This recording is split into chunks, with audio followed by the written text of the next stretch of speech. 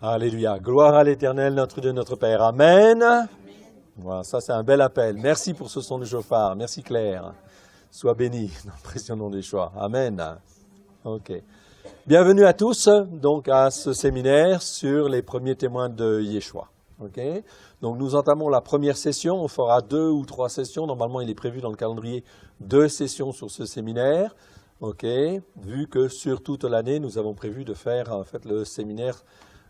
Tout l'ensemble des séminaires.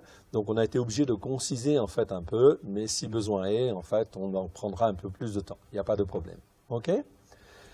Donc ce séminaire, il existe en 3 fois. Donc il y a des enregistrements qui existent. Ils sont disponibles en audio et en vidéo pour tous ceux qui veulent s'enraciner sur les racines hébraïques de la foi.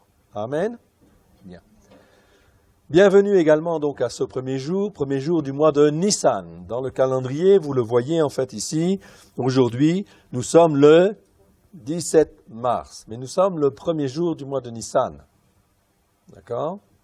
Et le mois de Nissan, c'est très important parce que c'est le premier mois de l'année sur le plan spirituel. Ok? C'est très important. Donc, ce premier mois de l'année, en fait, c'est écrit dans les Écritures. Je vous donne, en fait, des petits passages. Vous avez des logiciels qui existent. OK? Ici, Bible Online, vous connaissez certainement. OK? C'est déjà intéressant. C'est déjà un logiciel de vulgarisation. Il y a pas mal de versions, en fait, dessus qui sont disponibles. Vous en avez, en fait, ici un certain nombre. OK? Ça commence, en fait, ici, à des textes, en fait, en hébreu, Shuraki, Darby, la Jérusalem. OK, ici la King James, etc., Lausanne, le LSG, c'est Louis II, la Septante, Martin, etc. Enfin bref, vous avez des tas de versions, etc., qui existent, textes reçus, etc., très montant. Vous voyez, donc vous avez pas mal, en fin de compte, d'outils qui existent aujourd'hui et qui sont disponibles, en fait, sur le marché. OK? Ça s'appelle, c'est le logiciel la Bible Online. Bible Online. OK? Donc, c'est très intéressant parce que ça vous permet d'avoir, en fait, des outils de vulgarisation, en fait, déjà, de différentes traductions. OK, très bien. Maintenant, il existe aussi d'autres logiciels. Bon, moi, j'utilise aussi ces logiciels, en fait, là. Et nous avons, en fait, ici, donc, Exode, chapitre 12, verset 1. L'Éternel, je vais le diminuer un petit peu parce que je m'aperçois que ça dépasse la projection. OK, je vais attraper le coin ici, voilà. Et je diminue en fait un peu. Voilà, je recentre. Bon, donc ça va. Ça permet d'avoir tout le chapitre. OK. Ici, c'est dit, verset 1, l'Éternel dit à Moshe et à Aaron dans le pays d'Égypte, ce mois-ci sera pour vous le premier des mois. Il sera pour vous le premier des mois de l'année. OK? Parlez à toute l'assemblée d'Israël et dites, le 10e jour de ce mois, on prendra un agneau pour chaque famille, un agneau pour chaque maison. Si la maison est trop peu nombreuse pour un agneau, on le prendra avec son plus proche voisin, selon le nombre des personnes. Vous compterez pour cet agneau d'après ce que chacun peut manger. Ce sera un agneau sans défaut, mâle âgé d'1 an. Vous pourrez prendre un agneau ou un chevreau, vous le garderez jusqu'au 14e jour de ce mois, et toute l'assemblée d'Israël l'immolera entre les 2 soirs. On prendra son sang et on en mettra sur les 2 poteaux, sur le linteau de la porte des maisons, et on en mangera, et on le mangera. Cette même nuit, on en mangera la chair rôtie au feu, on la mangera avec des pains sans levain et des herbes. Amen. Et ça nous prépare à la Pâque. La Pâque aura lieu quand? Le 14e jour de ce mois. D'accord? Donc le 14e jour au soir, normalement, on fait le repas de la Pâque de l'Éternel. Amen. Et la fête des pains sans levain commence avec 7 jours de pains sans levain. Donc on se prépare, si je veux être proche de l'Écriture, avec ma tête et mon cœur, je commence en fait à nettoyer ma maison et je fais sortir de ma maison tout ce qui est levain. Donc farine, pâtes, etc. Je ne rentre pas dans le détail. Tout cela, en fait, on le met dehors. OK ? Vous le donnez à vos voisins, etc., si vous voulez le faire avec le cœur. Et en fait, cette dimension spirituelle, bien évidemment. OK ? Ensuite, eh bien, on va faire la Pâque le 14e jour au soir. Et cette année, selon le calendrier en fait que nous avons ici, calendrier, en fait, on va dire plutôt rabbinique ici, mais peu importe, eh bien, ça aura lieu donc le 30. OK ? Le 30, vendredi 30 au soir, on célébrera la Pâque de l'Éternel. Amen. Donc, exercez-vous, apprenez. Apprenez en fait à découvrir ces fêtes de l'Éternel parce que c'est très important. Ici, c'est le premier mois de l'année, Nissan. Alors, qu'est-ce que ça veut dire ? En réalité, vous avez toujours, en fin de compte, des calendriers qui sont différents. Nous, notre calendrier grégorien, il commence le 1er janvier. On est d'accord ? L'année scolaire, ça commence quand ? En septembre. OK ? Donc, selon effectivement la thématique, la problématique, effectivement, les années en fait calendaires ou les années peuvent être différentes des uns des autres. OK ? Mais pour Dieu, le premier mois de l'année, sur le plan spirituel, c'est le mois de Nissan.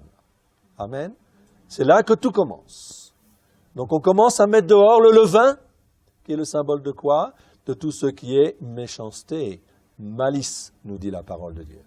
Donc, quand je fais sortir le levain de ma maison, je vois fait une chose pratique, mais en réalité, il y a une dimension spirituelle derrière. C'est que le Seigneur, en fait, avant de célébrer la Pâque, on met en fait dehors tout ce qui est malice et méchanceté, dehors de notre maison spirituelle, de notre temple. Amen. C'est très important.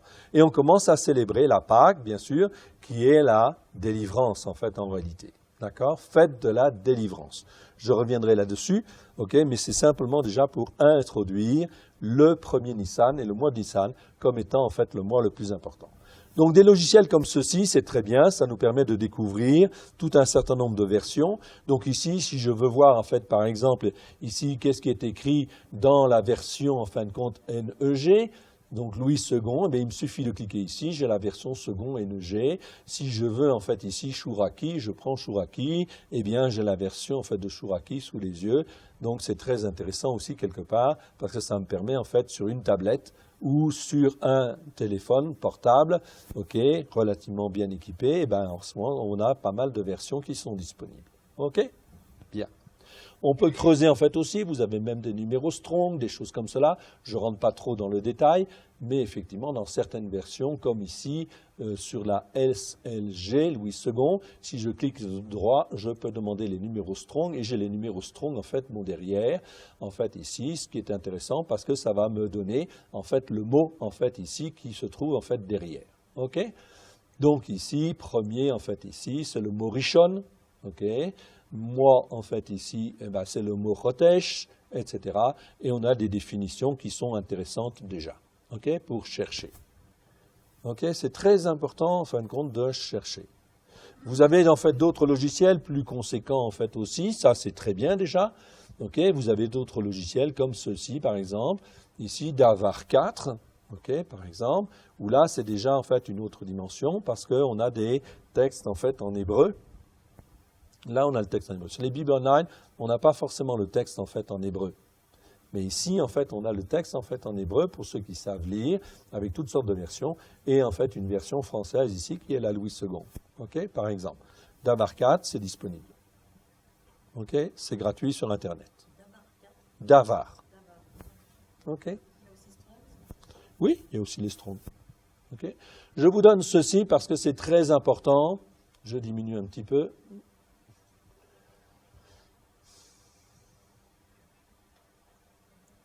Voilà.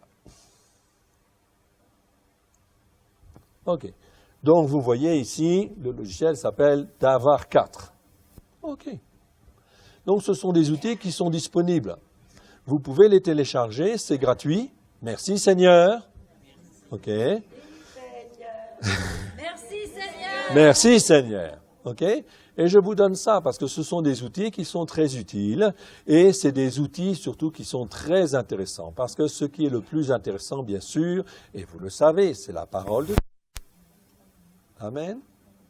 Et plus je peux accéder à la parole de Dieu elle-même, c'est beaucoup mieux que d'aller en fait se faire enseigner à droite ou à gauche dans des théologies qui ne sont pas forcément en fait des bonnes interprétations ou des interprétations qui ont existé, qui ont servi à un moment donné ou à un autre, on est d'accord.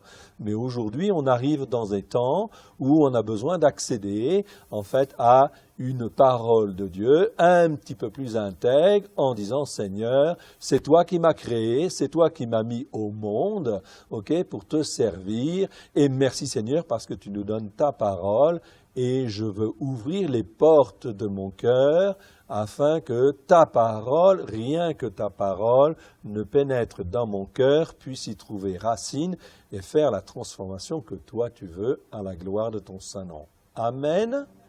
Amen, ve amen, ça veut dire amen et amen, donc c'est une expression hébraïque dans l'Écriture qui veut dire oui Seigneur, que ton plan s'accomplisse pleinement dans mon cœur et dans ma vie. Amen.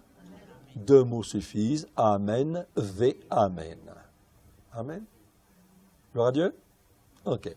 C'est donc très important. Quel que soit l'endroit d'où nous venons, okay, quelle que soit la théologie dans laquelle nous avons été élevés, etc.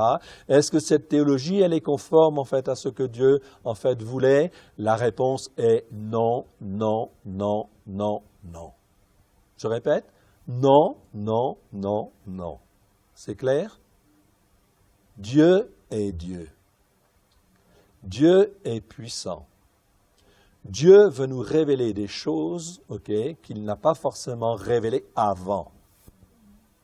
Donc, ce qu'il a besoin, ce sont des cœurs disposés, ouverts, afin que par son esprit, il puisse nous toucher. Et quand je lis tel verset ou tel mot, je vais le creuser et je vais dire, Seigneur, c'est toi qui es tout-puissant, que veux-tu me révéler dans ce mot-là, dans ce verset-là? Parce que toi, tu es bien plus grand qu'une traduction. Amen. Ou bien plus grand qu'une interprétation. OK? Ça va? Bien. Donc, ce qui est très important, c'est d'apprendre à s'attacher à Dieu. Ce que je suis en train de vous dire, c'est que c'est extrêmement important de s'attacher à Dieu et à lui seul, et non pas à une théologie ou une interprétation ou à un enseignement en particulier. Si ces enseignements et ces interprétations existent, merci Seigneur, mais ce n'est que des étapes pour nous amener à être attachés à lui et rien qu'à lui. Amen. Ça, c'est important. Comme je disais hier soir, en fait, à un frère, Dieu, en fait, dans sa parole, il a créé Adam à son image, nous dit la traduction. Oui? C'est bien ça? Oui. Mais ce n'est pas, en fait, à son image. Non. C'est Bethléem. Ce n'est pas à notre image. C'est, en fait, comme si on disait dans son ombre ou attaché à lui. C'est à son image, comme son image, en fait, qui bouge. Quand lui, il va à droite, eh bien, je vais avec lui à droite. Je vais dans son image, dans son ombre. Je reste attaché à lui. Amen. Bethléem, ça veut dire être attaché à. D'accord? Si je puis dire. Ça ne veut pas dire à son image. Ou à son image, mais dans le sens d'être attaché à lui. Et rien qu'à lui. Pas à une théologie, pas à une interprétation. OK? Donc Dieu veut nous attacher, veut qu'on soit attaché à lui. Et il a tout accompli au travers de Christ. Il a payé le prix, justement, pour que nous puissions trouver le chemin au travers de Christ, puisque Christ est la plénitude de tout en tous. On est bien d'accord? Il est le chemin, la vérité, la vie. Nul ne vient au Père que par lui. Il n'y a que par lui que nous pouvons nous attacher à lui et nous attacher fermement à lui, rien qu'à lui, etc., à la gloire de son Saint-Nom. Amen. Je ne pensais pas parler si longtemps, mais en fait, gloire à Dieu. Donc ici, vous avez un logiciel très intéressant, en fait aussi, je vous encourage, qui nous permet de découvrir donc des textes en français. Il y en a relativement peu, en fait, ici, des versions françaises, mais il y a dedans, en fin de compte, aussi des versions, en fait, en hébreu, en fait, ici. Donc vous avez le texte, en fait, en hébreu, que vous pouvez, en fin de compte, ici. C'est intéressant parce qu'on peut, en fait, ici, dans ce logiciel, ce qu'on ne peut pas faire dans les autres logiciels, c'est qu'on peut rechercher le texte en hébreu. Alors ça, c'est super. Ça, c'est génial. Ok? Je veux retrouver en fait une expression en hébreu dans les versets, etc. Ça, c'est très bien. Ok? Donc, je vous ouvre en fin de compte la porte, enfin, par la grâce du Seigneur, c'est le Seigneur qui nous ouvre la porte sur des outils qui existent et qui sont là pour nous apprendre à nous attacher à lui et rien qu'à lui pour comprendre dans notre cœur quelle est sa volonté. Amen? Gloire à Dieu. Oui, ma sœur.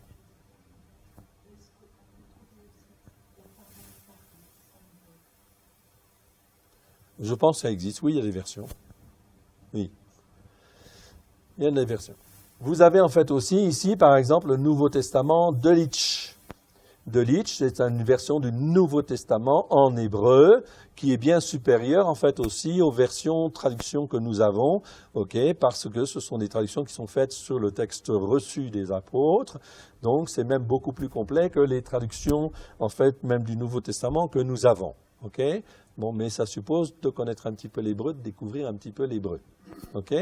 Vous avez en fait aussi, notamment ici, voilà, ça c'est un Nouveau Testament en fait en hébreu, ici.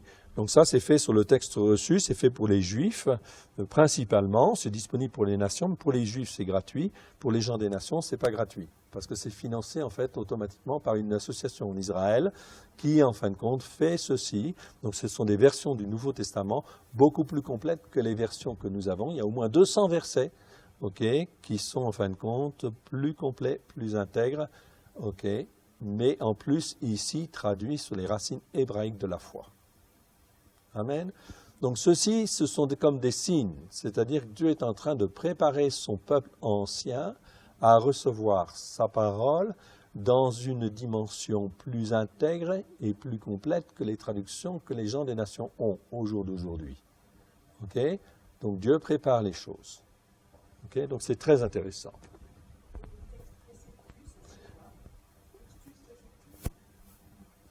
C'est Textus Receptus, c'est en fait le texte reçu des apôtres. Okay? Texte reçu des apôtres, c'est le texte le plus intègre. C'est-à-dire que nos traductions, les traductions, vous avez des textes grecs du XVIIe siècle et des textes grecs du XIXe siècle. Toutes les traductions que nous avons sont faites sur les textes grecs du XIXe siècle.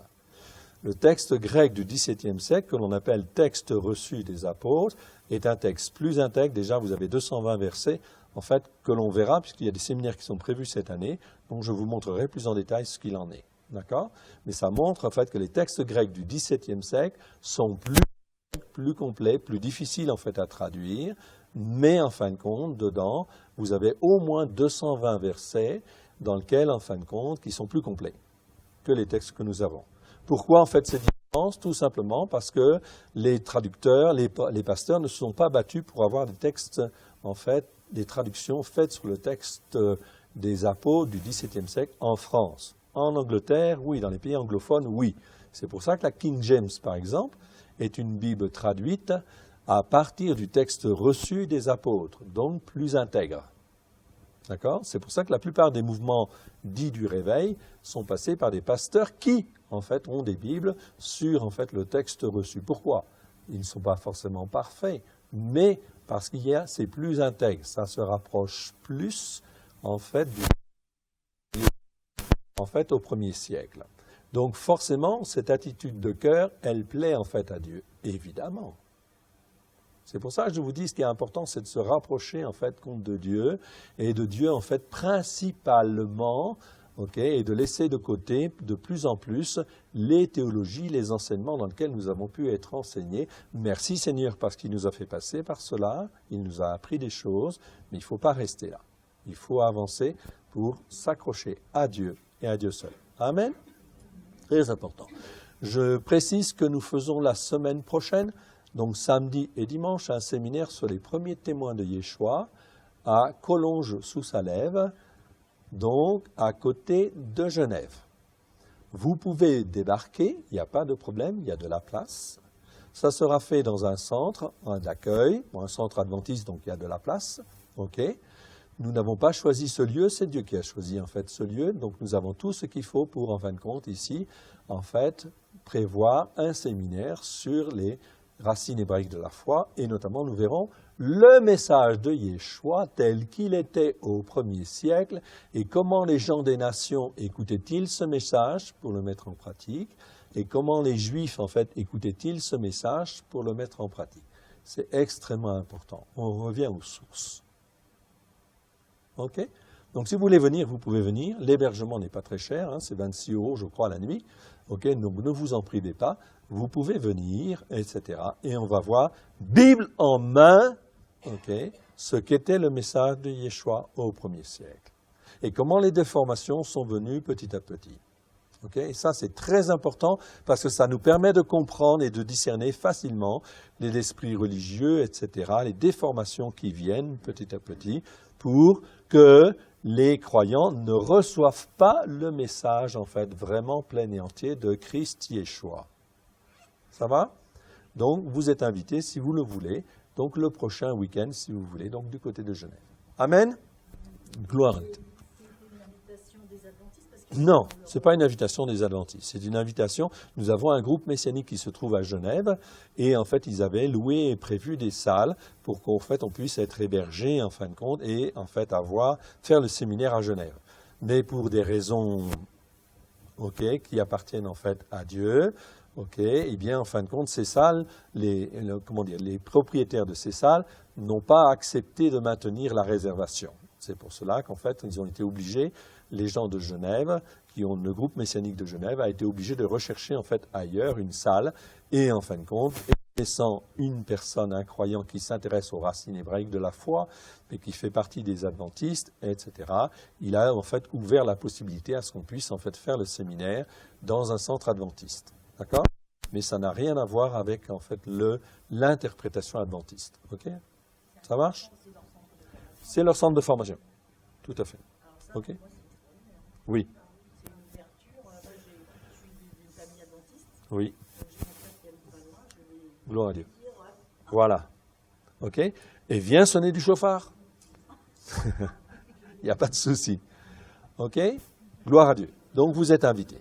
Amen. Ça va pour l'introduction. Nous allons en fin de compte ici. Donc, je précise en fait ici donc des choses donc intéressantes dans ce type en fait de logiciel. Vous pouvez en fait donc, si vous avez un outil informatique, en fait, va aborder ce genre de choses et c'est très très intéressant parce que ça ouvre en fait la porte. OK? Il n'y a qu'une seule chose qui est la vérité, c'est la parole de Dieu. Amen. La parole de Dieu est la vérité. Donc, c'est pour ça qu'il faut la creuser, et la creuser, même en fin de compte, en allant plus loin, parce que même au travers des dictionnaires, attention aux dictionnaires, ce n'est pas parce qu'on accède au numéro Strong que tout est bon. Donc, le Seigneur nous appelle à avoir un esprit de discernement. Je ne vais pas dire esprit critique, mais un esprit de discernement pour dire, Seigneur, par ton Saint-Esprit, est-ce que c'est bien l'interprétation qu'il faut donner? Oui ou non? Parce que quand je marche comme cela, je cherche à me rapprocher de Dieu, à m'attacher à Dieu. Amen. Et Dieu le voit. Donc Dieu voit les pas que nous faisons. Même s'ils sont imparfaits, il faut se comporter comme un enfant qui cherche. Ça va? Gloire à Dieu. Bien, merci Seigneur pour cette introduction un petit peu longue. Pardonnez-moi, mais je crois que c'était important. Et nous allons nous lever maintenant, place à la louange, et nous allons donc prendre un petit temps de louange avec des chants en fait hébreux, avec traduction en fait en français, de manière à s'entraîner un petit peu et que notre cœur puisse s'ouvrir à la dimension en fait hébraïque. Ok? Ici. Là, ma puce. Vas-y, il faut qu'on te voie. Allez. Gloire à Dieu. הראשון והאחרון, א' ואתה, מלך הכבוד, מלך המלכים, ישוע הוא אדון, שהאלוהים ראוי לך kavod, meleram larim, el gibar vel elyon, levadrat adon, levadrat akadosh, meleram larim, el gibar vel elyon, levadrat adon, levadrat akadosh, meleram larim. Amen. Amen. הראשון והאחרון, הלב ואתה, מלך הכבוד, מלך המלכים,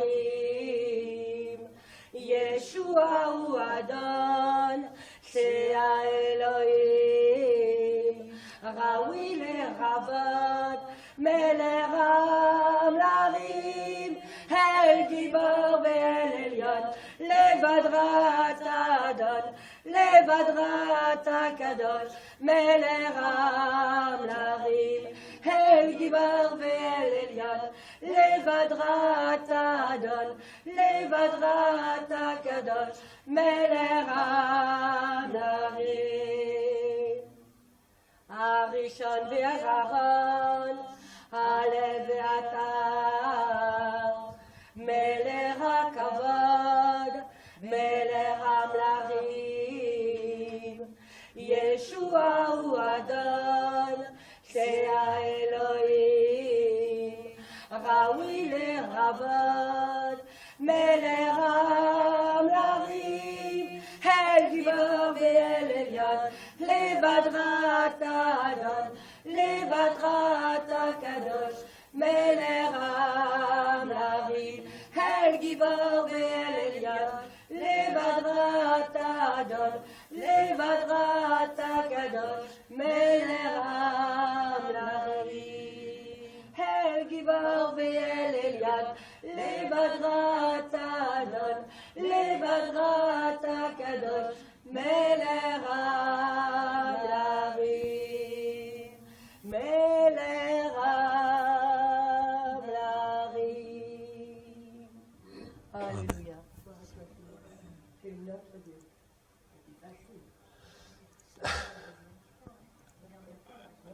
On a déjà chanté quand même. Le Seigneur me mettait à cœur vous Adonai, et on va le lire d'abord en français. L'Esprit du Seigneur est sur moi. Si vous avez l'Esprit Saint, vous avez reçu le Saint-Esprit, donc l'Esprit du Seigneur est sur vous. Amen. Donc je le reprends. L'Esprit du Seigneur est sur moi pour apporter de bonnes nouvelles à tous les malheureux.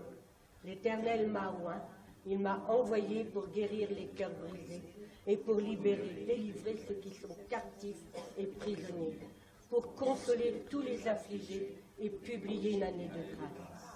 Donner au peuple de Sion une île de joie, un diadème, le revêtir de louange, remplacer sa tristesse par des chants d'allégresse. Alléluia. Amen. Adonai alai, Ya'an mashar Adonai oti, levasehan navi, shlachani lavosh, lenishverelev, mikro lishvuyim, yimdrar, velasurim, kakor, לקרוש לטרצון לאדוני ויום נקם לאלוהינו לנחם כל האבלים לשוב למלך ציון לתת להם ביתר ההפר שמן ששון תחת עיוור, מטה תהילה תחת רוח קר. לשוב למלך ציון, לתת להם ביתר העפר, שמן ששון תחת עיוור, מטה תהילה תחת רוח קר.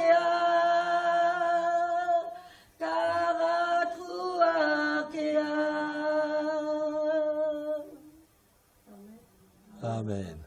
Alléluia. Bravo, c'est bien. Il n'est pas facile à chanter quand même, hein? Ouais. Ah bon, pardon. Ah, si tu veux. Alors, faut que je rentre. Eh bien, je pensais que tu voulais passer à l'autre. Alors, non, j'ai trompé.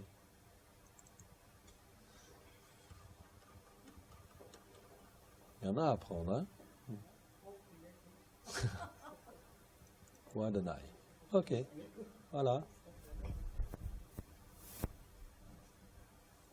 Adonai alai, Yahan Mashar Adonai oti, Levaser Navim, Shlachani Lavot, Lenishberelev, Likra Lishvuyim, Yimdra, Velasurim, Karkoa, לקרוא שנת רצון לאדוני ויום נקם לאלוהינו לנחם כל האבלים לעשות לאבלי ציון לתת להם פטר עפר שמן ששון תחת עיוור מטה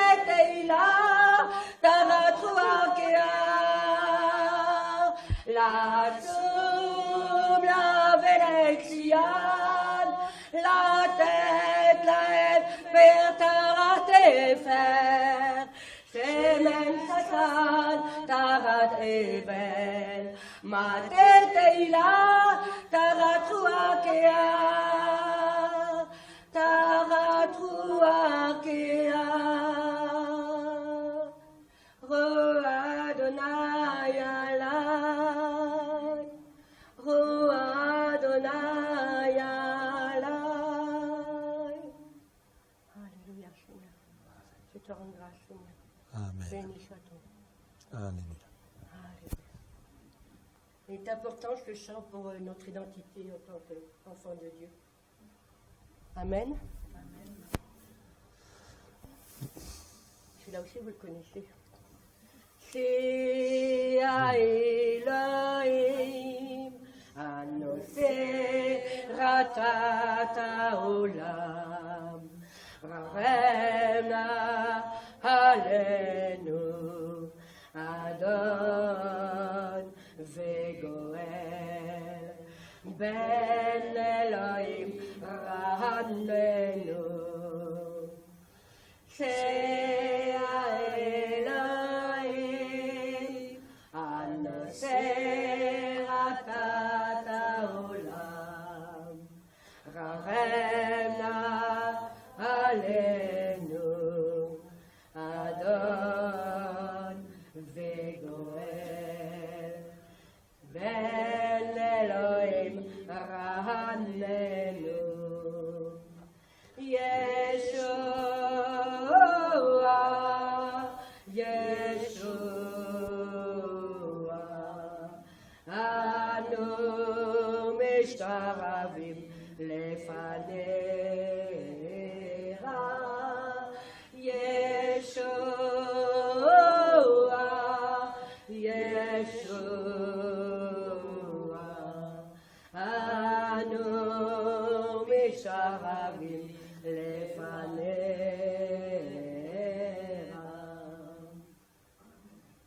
C'est à Elohim, annoncer ratata olam, ravena alenu, adon vegoel, ben Elohim ranenu, Yeshua, Yeshua, anu mishtaravim lefanecha,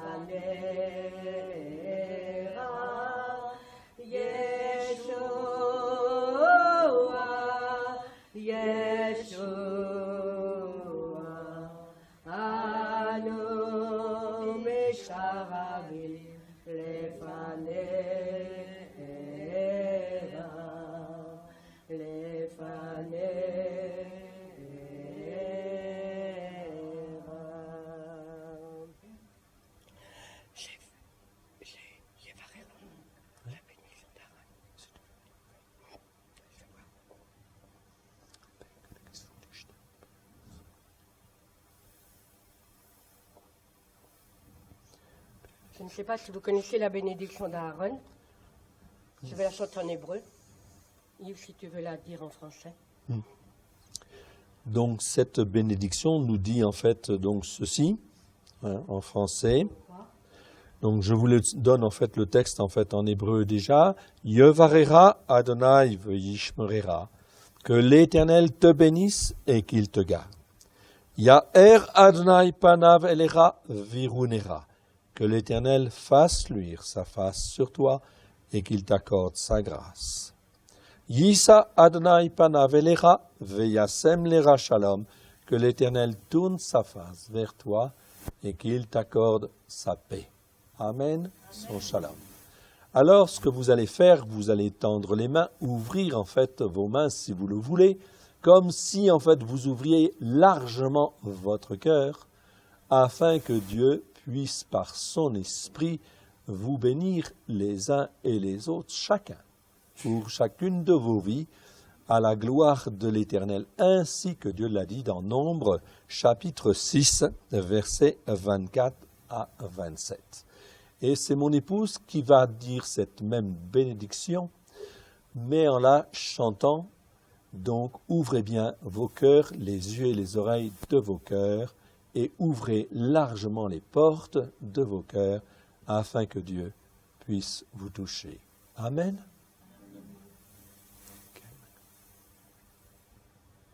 Yevarera Adonai v'yishmerera. Yaher Adonai panav elecha viruneka. Yisa Adonai panav elecha veyasem lera shalom veyasem lera shalom. Yevarera Adonai v'yishmerera. Yaher Adonai panav elecha viruneka.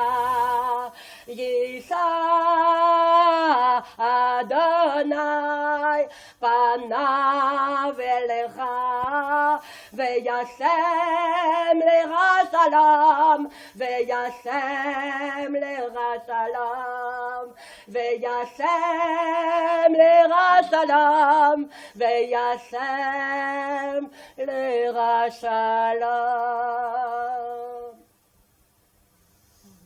Amen. Merci Seigneur. Merci pour ta bonté, merci pour ta fidélité chaque jour. Merci Seigneur pour ce séminaire que tu permets. C'est toi qui es le maître des circonstances et tu nous as appelés ici, Seigneur. Nous voici, Seigneur, devant toi. Corps, âme et esprit, afin, Seigneur, que tu nous touches les uns les autres. Oui, Seigneur, que ta parole pleine de grâce et de vérité au travers de Christ Yeshua, ton Fils bien-aimé, puisse trouver dans nos cœurs un terrain favorable. Un terrain favorable afin que des racines profondes puissent être, oui, développées dans nos cœurs à la gloire de ton saint nom, et que la parole ne remonte pas au ciel sans avoir pleinement accompli ta volonté pour chacun de nous, à la gloire de ton saint nom. Parle, Seigneur, ton serviteur, ta servante, écoute, nous te rendons grâce. Merci Père, merci Yeshua, merci Saint-Esprit. Amen. Merci mon Dieu, merci Père très saint. Parce qu'un jour tu es venu dans notre vie et tu nous as appelés. à Christ Yeshua, ton Fils bien-aimé. Merci parce que tu as tout accompli au travers de Christ Yeshua, ton Fils bien-aimé, afin que nous soyons totalement affranchis, afin que nous soyons totalement délivrés. Oui, Seigneur, que nous puissions être pleinement sauvés à la gloire de ton Saint nom, et que tu fasses de nous, Seigneur, ton peuple, au travers de Christ Yeshua, à la gloire de ton Saint nom. Oui, merci Seigneur pour ton plan merveilleux de salut que tu as prévu au travers de Christ Yeshua. Oui, parce que au travers de ta parole, lorsque dans Exode chapitre 6, versets 6 à 7, tu utilises ces verbes-là, oui, ces verbes-là, ces 4 verbes, affranchir, délivrer, sauver, faire de nous ton peuple, sont des verbes qui sont conjugués à l'accompli. Merci Seigneur. Cela veut dire que la chose dans les lieux célestes est pleinement accomplie pour chacun de nous dès lors que nous marchons par la foi au travers de Christ. Merci Seigneur pour ton plan merveilleux pour chacun de nous. À toi seul la gloire au travers de Christ Yeshua. Les mots sont bien faibles Seigneur pour te remercier et nous voulons simplement te dire merci. Merci Père. Merci Yeshua. Merci Saint-Esprit. Amen. Vous pouvez vous asseoir.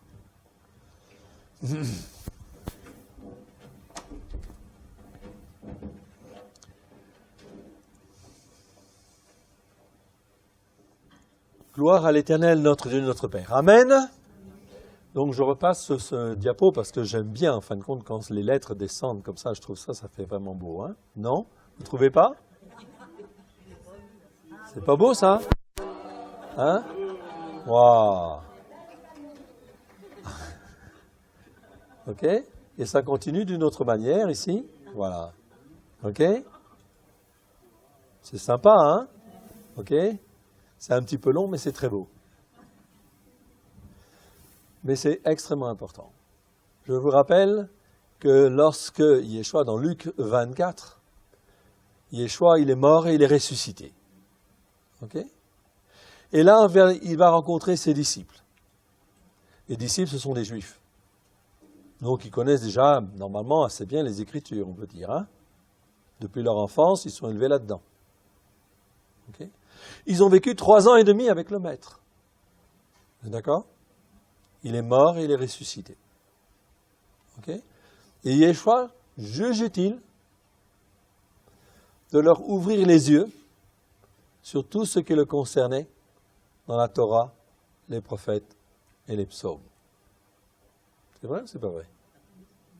Quand je suis tombé sur ce passage, je me suis dit, Seigneur, si tu as jugé utile d'ouvrir les yeux de tes disciples sur tout ce qui te concernait dans la Torah, les prophètes et les psaumes, si c'était si important pour tes disciples, certainement que ça l'est pour nous.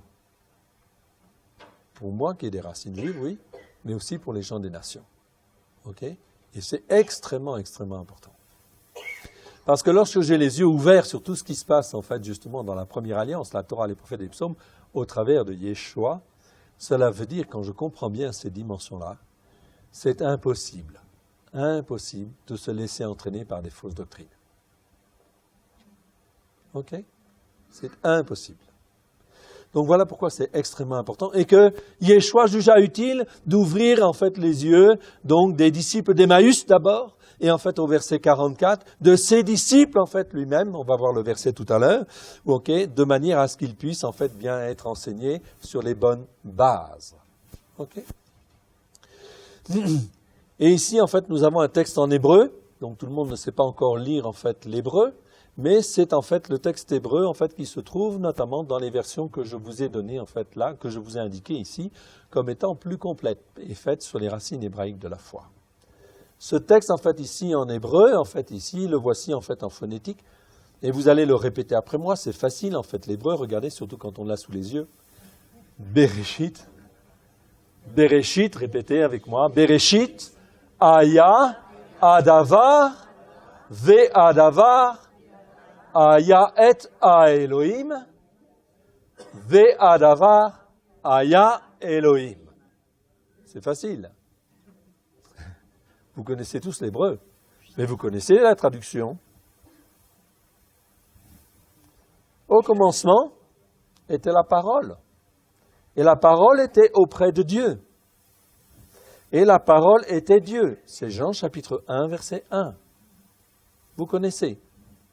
Ici, en fait, nous avons une expression à Elohim. Ici, nous avons Elohim. Elohim, en fait, ici, c'est Elohim sans l'article. H-A, c'est l'article en hébreu. C'est le Dieu. Mais quand en hébreu, en fait, on met l'article, c'est spécial. En français, on met l'article devant tout. Le radiateur, le mur, le tableau, la table, le micro-ordinateur. OK? On met un article devant tous les mots, en français. En hébreu, non. On met un article quand c'est spécifique. Pour dire, c'est celui-là. C'est le seul. OK? C'est pour ça qu'à Elohim, ça veut dire en réalité, ici, si ça veut dire Dieu, ça veut dire en fin de compte, c'est comme si je disais le seul Dieu unique et vrai. Amen. Et c'est très important cette notion-là, parce que le mot en fait Elohim, eh bien nous allons le voir. Le mot Elohim, il existe 2599 fois dans 2245 versets. Vous pouvez vérifier, on l'a fait plusieurs fois avec mon épouse, on a regardé tous les versets. OK ? Et en fait, on a coché en fait, dans les versets quand c'était à Elohim, ou quand c'était à Elohim, ou quand c'est El, ou quand c'est Eloah, etc. Tous ces mots-là, dans la première alliance, sont toujours traduits par le mot Dieu en français. Mais en hébreu, c'est différent. Donc ça veut dire que ça a des connotations différentes. Si le Saint-Esprit utilise le mot El, c'est différent. S'il utilise le mot Elohim, c'est différent. S'il utilise le mot à Elohim, c'est différent. Vous comprenez ?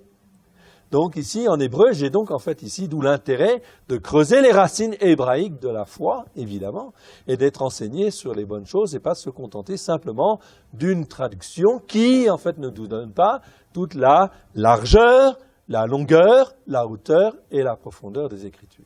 Amen. Bien. Alors que, je vous rappelle que tout est accompli depuis 2000 ans. Donc cela veut dire qu'aujourd'hui, nous devrions avoir, au bout de 2000 ans, quand même, une très bonne connaissance des Écritures. N'est-ce pas? OK?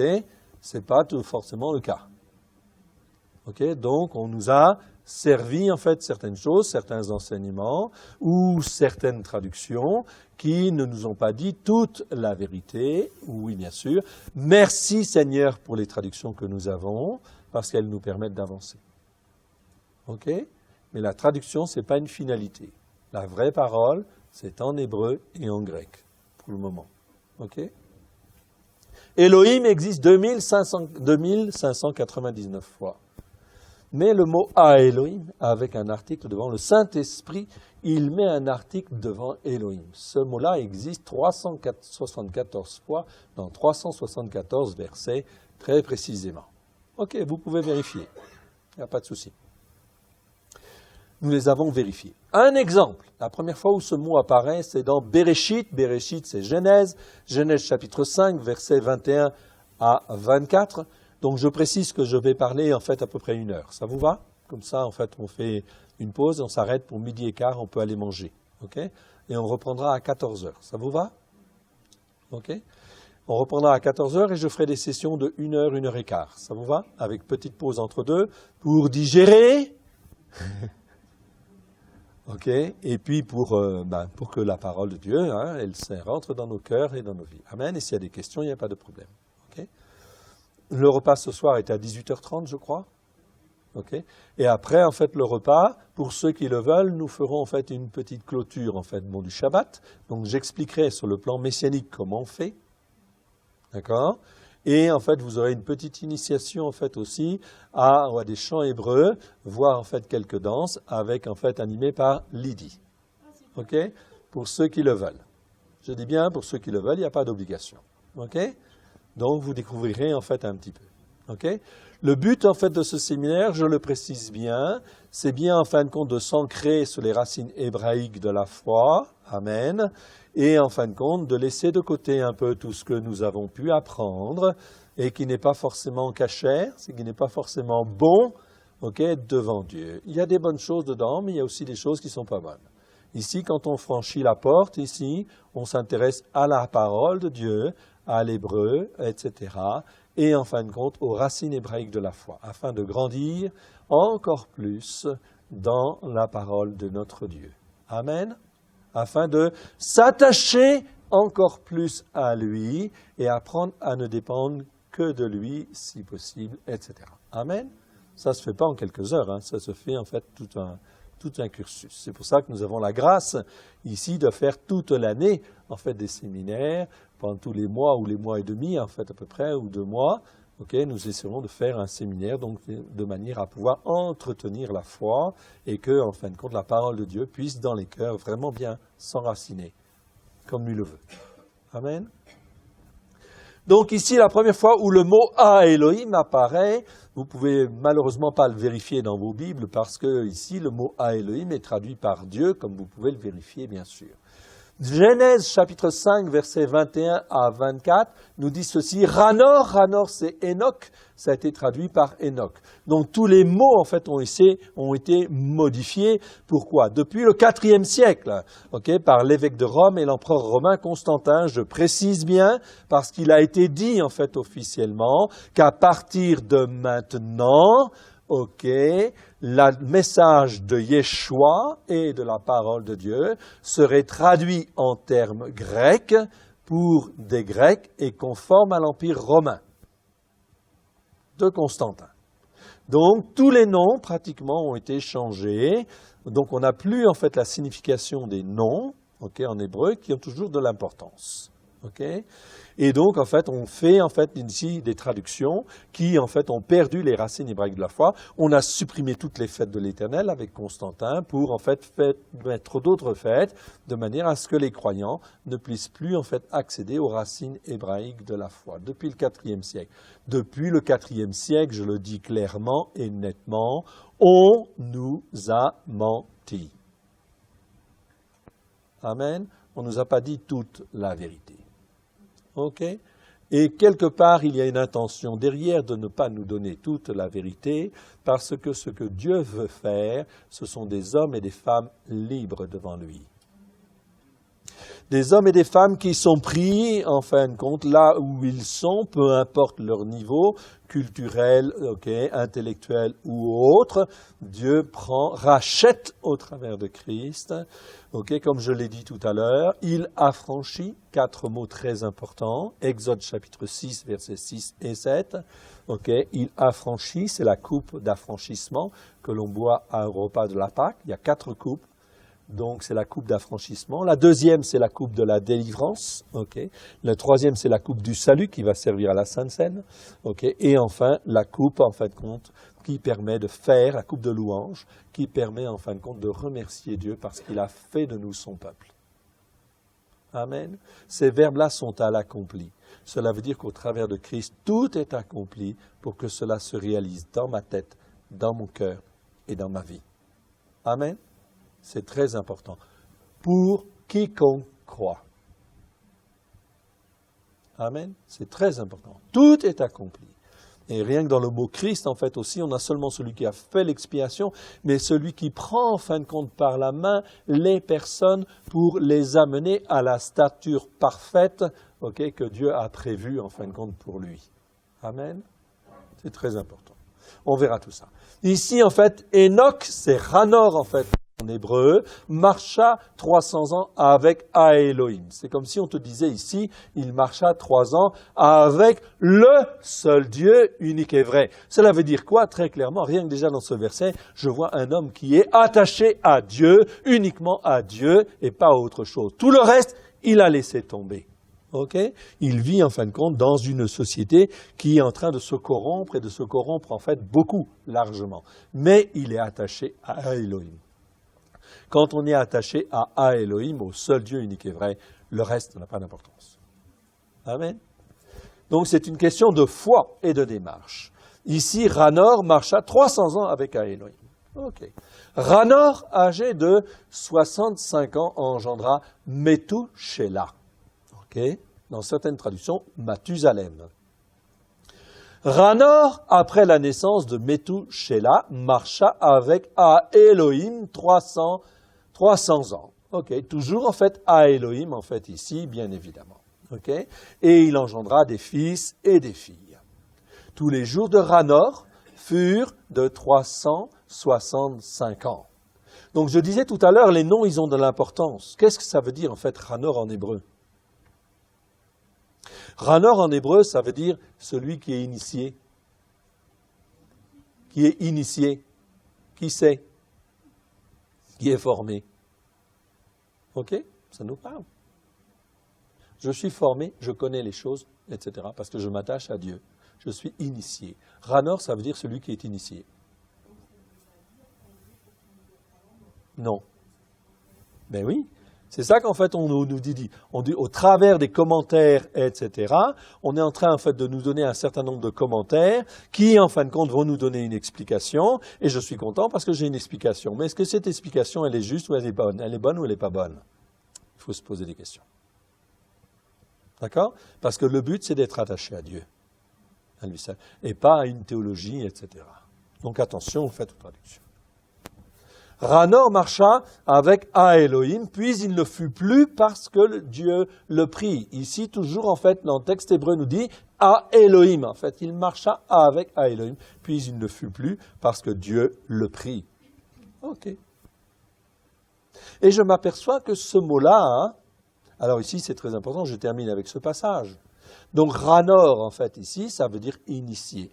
Okay, donc parce qu'il était initié, eh bien il était attaché à Dieu, il restait attaché en fait à Dieu, donc très bien. Donc Dieu a jugé utile effectivement de l'enlever, de ne pas le laisser dans la terre qui allait se corrompre, puisqu'ensuite vous voyez bien, c'est en fait la terre fut tellement corrompue que Dieu amena le déluge. Donc il n'avait plus rien à faire ici. C'est une image de l'enlèvement. C'est une préfiguration quelque part de l'enlèvement. Donc plus je cherche à m'attacher à Dieu avec mon cœur, eh bien en fin de compte, le Seigneur, est-ce qu'il va me laisser en fin de compte pendant la grande tribulation, etc. Aucune raison. Dieu n'est pas un masochiste, il nous aime. Si on n'a plus rien à faire sur la terre, il nous enlève. Donc cela nous instruit bien évidemment. C'est important, ce mot-là, il existe 364. Ah oui, j'ai oublié de terminer ici. Donc ici, dans ce passage-là, Methushélah. Qu'est-ce que ça veut dire Methushélah? Ranor, ici, il est initié. C'est un prophète. C'est un prophète. Il est initié. Pourquoi il est prophète? Parce que Dieu lui dit, tu vas appeler ton fils Methushélah. Et qu'est-ce que ça veut dire Methushélah en hébreu? Voilà. À sa mort, le déluge. Est-ce que vous avez un fils et vous l'appelez en fait après sa mort, le déluge? Il faut le faire. C'est parce qu'inspiré par Dieu, Dieu lui dit, lui, il va être un témoin vivant. À sa mort, le déluge. Donc, Methushélah, on est dans une dimension prophétique ici, très très importante. Il est initié, il est attaché en fait à Elohim, au seul Dieu unique et vrai, et en fait Dieu lui dit, en fin de compte, tu vas appeler ton fils Methushélah, parce que à sa mort, en fait, le déluge. Et quand je fais le calendrier, en fait, ici, messianique, le calendrier juif, vous avez dans la paracha numéro 1, en fait, ici, voilà, très bien. Ici, paracha numéro 1, c'est le début. Vous avez en fait des petits ici diagrammes qui en fin de compte sont strictement faits par rapport à l'écriture, où on voit en fait Adam il a vécu en fait tant d'années, donc en fait ici le rectangle il est proportionnel à la durée de sa vie, etc. Et puis en fait on voit en fin de compte ici très très bien avec l'écriture, avec tous ces versets là, si on prend un petit peu de temps, eh bien on sait dire en fait exactement en fait où c'est qu'il est né, très précisément quand est-ce qu'il est mort, et j'arrive en fait à Methushélah, il est né en fait ici, il a vécu en fait 969 ans, il faut le faire, un fils d'Adam, 969 ans. Pour Dieu, ce n'est pas un problème, il est l'éternité. Mais Dieu, il a raccourci en fait les années. Pourquoi? Parce que les hommes sont mauvais. Et ça suffit. Donc ici, voilà. Donc 969 ans. Et quand je fais mon diagramme en fait ici, et en fait j'arrive à 969 ans en fait ici, je tire en fait un trait et je m'aperçois en fait quoi? Eh bien c'est la date du déluge. C'est d'une précision remarquable. Et époustouflante. Ok ? Je n'ai consulté aucun calendrier en fait déjà, j'ai simplement pris en fait les Écritures et on a recalé ça. Et après j'ai vérifié si mon diagramme en fait il était bon, etc. Et effectivement en fait chez les Juifs, il n'y a pas de problème, on retrouve ce diagramme, etc. C'est d'une précision affolante. Enfin affolante. Merveilleuse, je préfère. Remarquable. Ok, donc ça c'est la première paracha de l'enseignement, 54 en fait études qui permettent de vraiment se greffer sur les racines hébraïques de la foi. Amen. Si Dieu nous a permis de faire ça, ok, c'est pour aider les croyants, juifs et non juifs, à s'enraciner sur les racines hébraïques de la foi. Merci Seigneur. Ok, toute la gloire lui en revient. Mais il nous a mis à part. Ok, pendant tout un certain temps pour qu'on puisse en fait faire ça, pour aider les gens en fait à être sur les racines hébraïques de la foi. Amen. Je rappelle que Christ, je vais faire un petit schéma, en fait, Christ, Dieu ne nous a pas rachetés au travers de Christ afin que nous soyons ici sur les racines de l'empereur romain Constantin. Non, absolument pas. Est-ce que Dieu nous a rachetés en fait pour que nous soyons aussi sur les racines en fait rabbiniques, sur les racines des pharisiens, en fait, Tanaïtes du 1er siècle? La réponse est non, non et non. Dieu nous a rachetés pour qu'on soit sur les racines hébraïques de la foi, ici, au milieu. Et ce n'est pas facile, parce que le monde est ainsi fait qu'on est soit chrétien, soit juif. Et donc ici, pour trouver sa place, en fait, ici, il n'y a pas 36 solutions.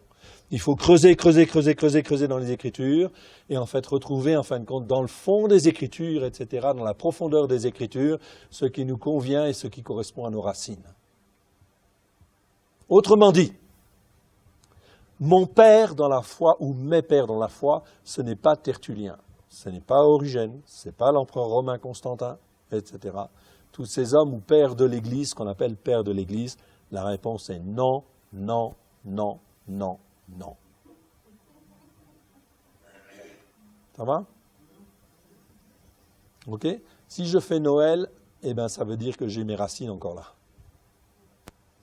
Si je fais en fin de compte les Pâques chrétiennes, j'ai encore mes racines là, etc.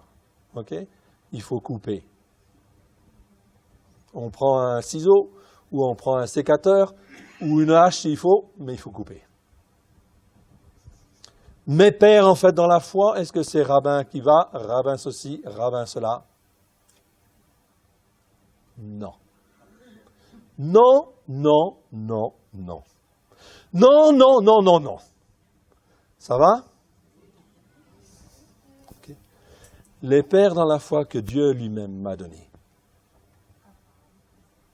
Ok? Il n'y en a pas 36. C'est qui? C'est Abraham. C'est Yitzhak. C'est Yaakov. C'est Yosef. C'est David. C'est Moshe. Oui. Ok? C'est Yeshua. Oui, bien sûr. Ça, ce sont les pères que Dieu, dans sa bonté et sa sagesse, nous a donnés. Pour que nous apprenions à marcher comme Abraham a marché par la foi. Okay? Comme Yitzhak a marché, comme en fin de compte Yaakov a marché, comme Yosef en fait a marché, etc. Donc il faut que j'étudie les Écritures, que je plonge dedans et que j'en extrais en fin de compte la largeur, la longueur, la hauteur, la profondeur, et en fait je pose ma foi sur ces pères que Dieu m'a donnés et qui permettent de comprendre comment je dois fonctionner. Amen. C'est pour ça qu'il faut que j'apprenne à faire le tri dans tout ce que j'ai reçu. Il y a des bonnes choses que j'ai reçues, heureusement, mais que je fasse le tri. Amen. Afin de venir sur les bonnes racines et que je dise que je sois juif ou non juif. Mon père dans la foi, c'est Abraham. Ok? Parce que dans Ésaïe, vous pouvez vérifier, c'est écrit, lui seul, je l'ai racheté. Lui seul, je l'ai appelé. Amen. Dieu dit en fin de compte, au travers du prophète Ésaïe, lui seul, je l'ai appelé. Donc je dois poser ma foi sur la foi d'Abraham, d'Yitzhak, de Jacob, sur les racines hébraïques de la foi, sur la parole de Dieu. Amen. Elle-même, sans interprétation autre. La parole de Dieu, est-ce qu'elle est capable de me transformer, de me façonner? Bien sûr. Ok. Si j'ai un petit doute, Je prends en fin de compte ici, je lis le psaume en fin de compte 19, verset 8. Ok. La Torah de l'Éternel est parfaite. Elle restaure l'âme. C'est écrit ou c'est pas écrit? Ok?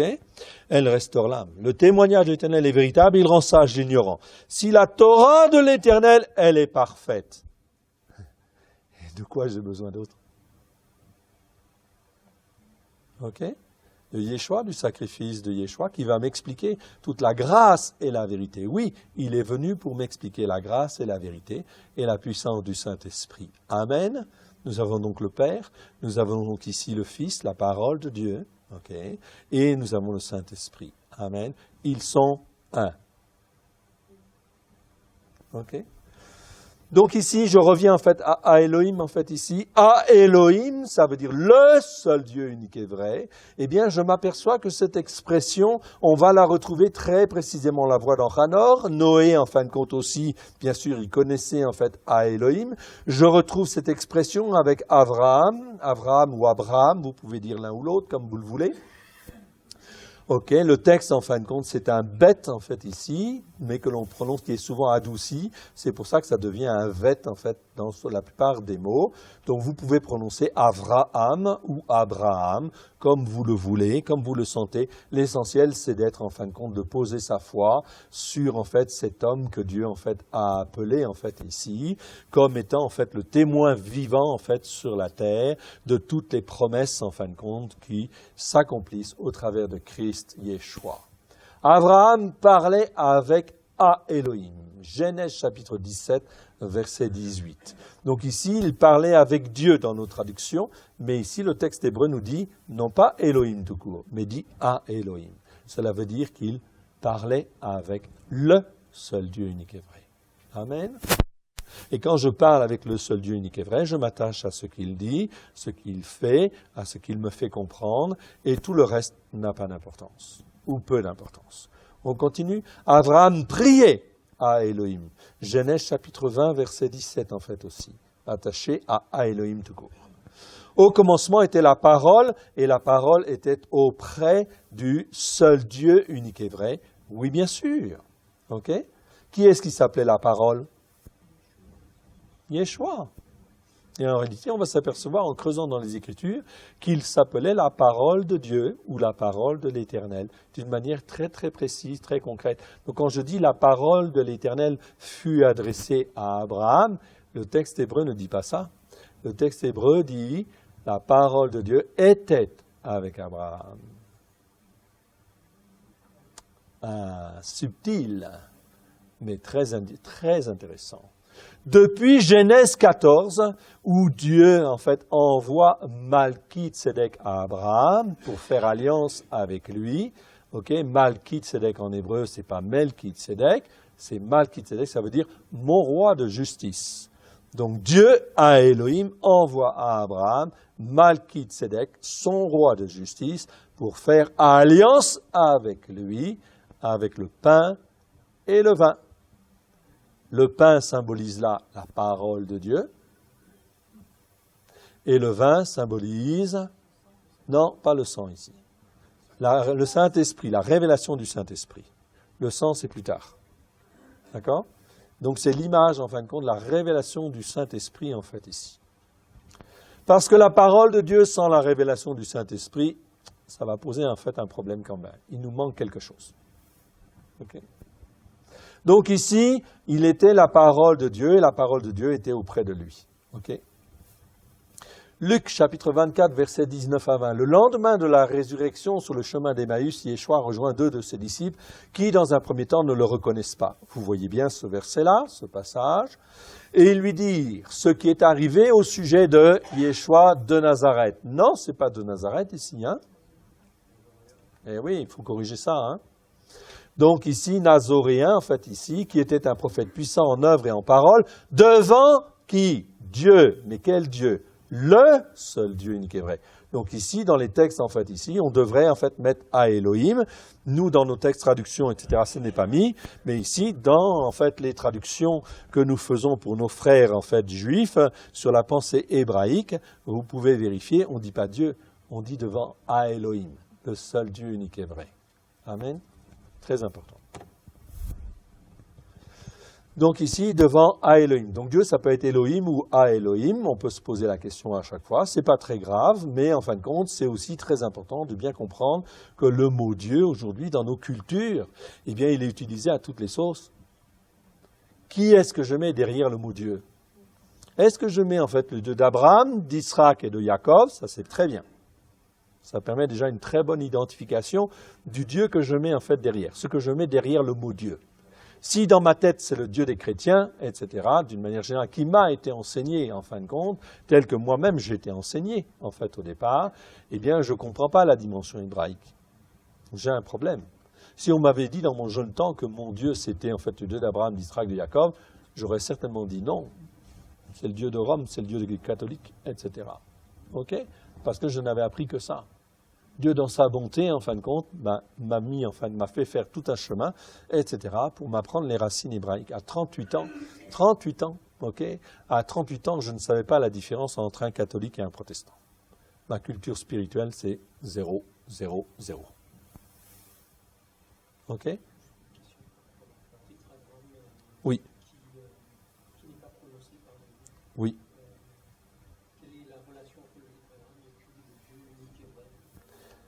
Alors, certains versets en fait vont dire, l'Éternel est à Elohim. Quand on dit l'Éternel est Dieu, par exemple, vous avez des versets comme ça qui disent, l'Éternel est Dieu. D'accord? En fait, si je regarde le texte en hébreu, c'est dire, l'Éternel est à Elohim. D'accord? C'est-à-dire qu'il y a bien une identité entre l'Éternel et à Elohim. Ok? Ça, on a les versets pour ça. D'accord? Pour bien marquer la correspondance, effectivement. Donc, à Elohim, ça veut dire le seul Dieu unique et vrai, okay? Mais l'Éternel, le tétragramme, a une autre dimension, parce qu'il exprime celui qui était, qui est et qui sera, ou celui qui est tout le temps. Okay? Donc, les noms de Dieu sont très importants parce qu'ils nous permettent de comprendre des caractéristiques tout à fait particulières de notre Dieu, de notre Père. Et ce que Yeshua a fait, c'est qu'il a tout accompli afin qu'on puisse connaître qui est notre Père. Parce que quand je sais qui est mon Père, j'ai plus rien à craindre. Si je m'attache à lui, okay, peu importe ce qui se passe dans le monde peut s'écrouler à droite, peut s'écrouler à gauche. Si je suis attaché en fait à Elohim, à l'Éternel, ok, je n'ai rien à craindre. Amen. Je sais que c'est lui qui gouverne. Okay, et qui fait en fin de compte des tremblements ici, des ceci, des cela, etc., à droite, à gauche, etc. Okay, pourquoi? Parce qu'il est en train en fait d'amener les gens à se poser les bonnes questions et à ne pas rester sur des théologies en fait de remplacement en fait ici, ou sur en fin de compte des théologies en fait ici rabbiniques déplacées, etc. Okay, j'ai pas dit que tout le Talmud était mauvais, hein. Ne me faites pas dire ce que je n'ai pas dit. Okay, mais nos racines pleines et entières ne sont pas là, d'accord? Ni là, ni là. Mais ici, sur les fondements, en fin de compte, de la parole de Dieu, sur Abraham, Yitzhak, Yaakov. Amen. Amen. Merci, ma sœur. On est bien d'accord. OK? Et je n'ai pas dit le contraire. Non, vous n'avez rien à compléter pour le moment parce que vous êtes arrivé en retard et vous n'avez pas entendu le début. Merci. Merci, s'il vous plaît. Gloire à Dieu. Amen. Merci ma sœur. Bienvenue alors. Ils lui répondirent ce qui est arrivé au sujet de Yeshua, okay, Jésus de Nazareth. Ce n'est pas Jésus de Nazareth, c'est Yeshua le Nazoréen en fait ici. Okay? Nazoréen, je vous avais expliqué, c'est le mot Nazoraios ici qui existe 15 fois dans 15 versets et qui veut dire en fin de compte celui qui a la Torah dans le cœur avec grâce et vérité, okay, et qui explique aux autres comment en fin de compte il faut faire pour pouvoir être aussi un consacré consacrant. Nazoraios, ça veut dire consacré. Yeshua est-il consacré? La réponse est oui. Est-il un consacrant? Oui. parce qu'il veut faire tout ce qu'il est. Il est venu en tant qu'homme, justement pour montrer que la Torah pouvait être en lui pleine de grâce et de vérité, et qu'en fait, tous ceux qui veulent écouter avec leur cœur peuvent être comme lui, des consacrés, consacrants. Je vous renvoie à la semaine prochaine, donc à Genève, où nous verrons cette dimension plus en détail, au travers des premiers témoins de Yeshua, donc Collonges sous sa lèvre, la semaine prochaine. Les premiers chrétiens, les premiers croyants. Amen. Ok. Sinon, vous avez en fait ici, dans la paracha numéro 4, ici, paracha numéro 4, vous avez en fait les 15 versets en fait ici, où se trouve en fin de compte ce mot-là, qui est traduit, je le répète, par Jésus de Nazareth, mais ce n'est pas Jésus de Nazareth, c'est Jésus le Nazoréen, le consacré consacrant. 15 versets, ils sont mentionnés là. Donc déjà, si vous le voulez, vous pouvez vérifier dans vos Bibles et lire effectivement chacun de ces versets, et vous verrez que ça prend une connotation différente. Parce que Yeshua, il est venu. Il a bien dit, en fait, dans Matthieu, chapitre 5, verset 17, « Je ne suis pas venu pour abolir la Torah et les prophètes, mais je suis venu pour l'accomplir. » Verset 18, « Pas un seul iota de la Torah ne disparaîtra, que tout ne soit accompli. » Amen ve Amen. Merci pour les questions. Si vous voulez me poser des questions, je préférerais, si vous voulez, que vous me posiez des questions à la fin, s'il vous plaît. Hein? Merci beaucoup. Donc ici, ce qui est arrivé au sujet de Yeshua le Nazoréen, qui était un prophète puissant en œuvre et en parole devant Dieu, mais ici à Elohim et devant tout le peuple. Et comment les principaux sacrificateurs et nos magistrats l'ont livré pour le faire condamner à mort et l'ont crucifié.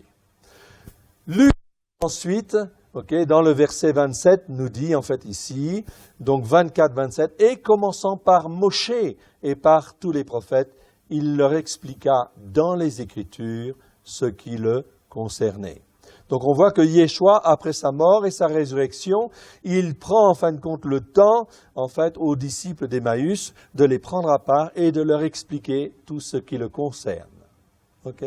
Dans, en fin de compte, les Écritures, dans Moshe et tous les prophètes. Un petit peu plus loin dans ce même chapitre, chapitre 24, versets 44 à 46, « Puis il leur dit, « C'est là ce que je vous disais quand j'étais encore avec vous, qu'il fallait que s'accomplisse tout ce qui est écrit de moi dans la Torah de Moshe, dans les prophètes et dans les psaumes. » Donc nous voyons en fait ici que Yeshua, il va prendre à part en fait ses disciples et va leur dire, comme je vous le disais tout à l'heure, ce sont en fin de compte des Juifs, donc ils sont élevés dans la culture en fin de compte juive depuis longtemps. Ils ont vécu 3 ans et demi avec le Maître. Ils ont vu des signes, ils ont vu des prodiges, ils ont suivi ses enseignements. Et pourtant, en fait, là, il juge utile, après sa mort et sa résurrection, de leur ouvrir l'esprit sur tout ce qui le concerne. Regardez ce qui est écrit ici, verset 45. Alors, il leur ouvrit l'esprit afin qu'ils comprennent les Écritures. Cela veut dire quoi? Cela veut dire que leur compréhension n'était pas complète et n'était pas parfaite, là. Donc quand on tombe sur ce verset, moi je dis, Seigneur, si tu as jugé utile d'ouvrir les yeux de tes disciples sur tout ce qui te concerne dans la Torah, les prophètes et les psaumes, moi je veux savoir. Je veux savoir pour moi, mais je veux savoir aussi pour, en fin de compte, pouvoir l'enseigner à tous les juifs et tous les non-juifs qui, en fin de compte, veulent rentrer dans cette dimension-là afin qu'ils soient enseignés comme les disciples, en fait, étaient enseignés au 1er siècle. Amen. Donc c'est très important. Si Yeshua juge utile de leur ouvrir l'esprit, j'ai 2 solutions. Ou je reste en fin de compte dans ma position, avec en fait un peu d'orgueil religieux, etc. Et je reste dans ma position et je dis je sais, donc je n'ai même pas besoin d'aller voir ça. Mais si je dis Seigneur, je viens vers toi, je m'humilie devant toi et je veux que toi tu m'ouvres les yeux de mon cœur pour que te voir dans la Torah, les prophètes et les psaumes. Est-ce que le Seigneur va faire? Oui. Mais ça veut dire une attitude où je cherche à me rapprocher en fin de compte de Dieu, pour pouvoir mieux comprendre. Amen. Alléluia. Yeshua dans les 5 livres de la Torah. Donc le Dieu d'Abraham, le Dieu de Yitzhak, on nous parle du Dieu d'Abraham, du Dieu de Yitzhak et du Dieu de Yaakov. Ok.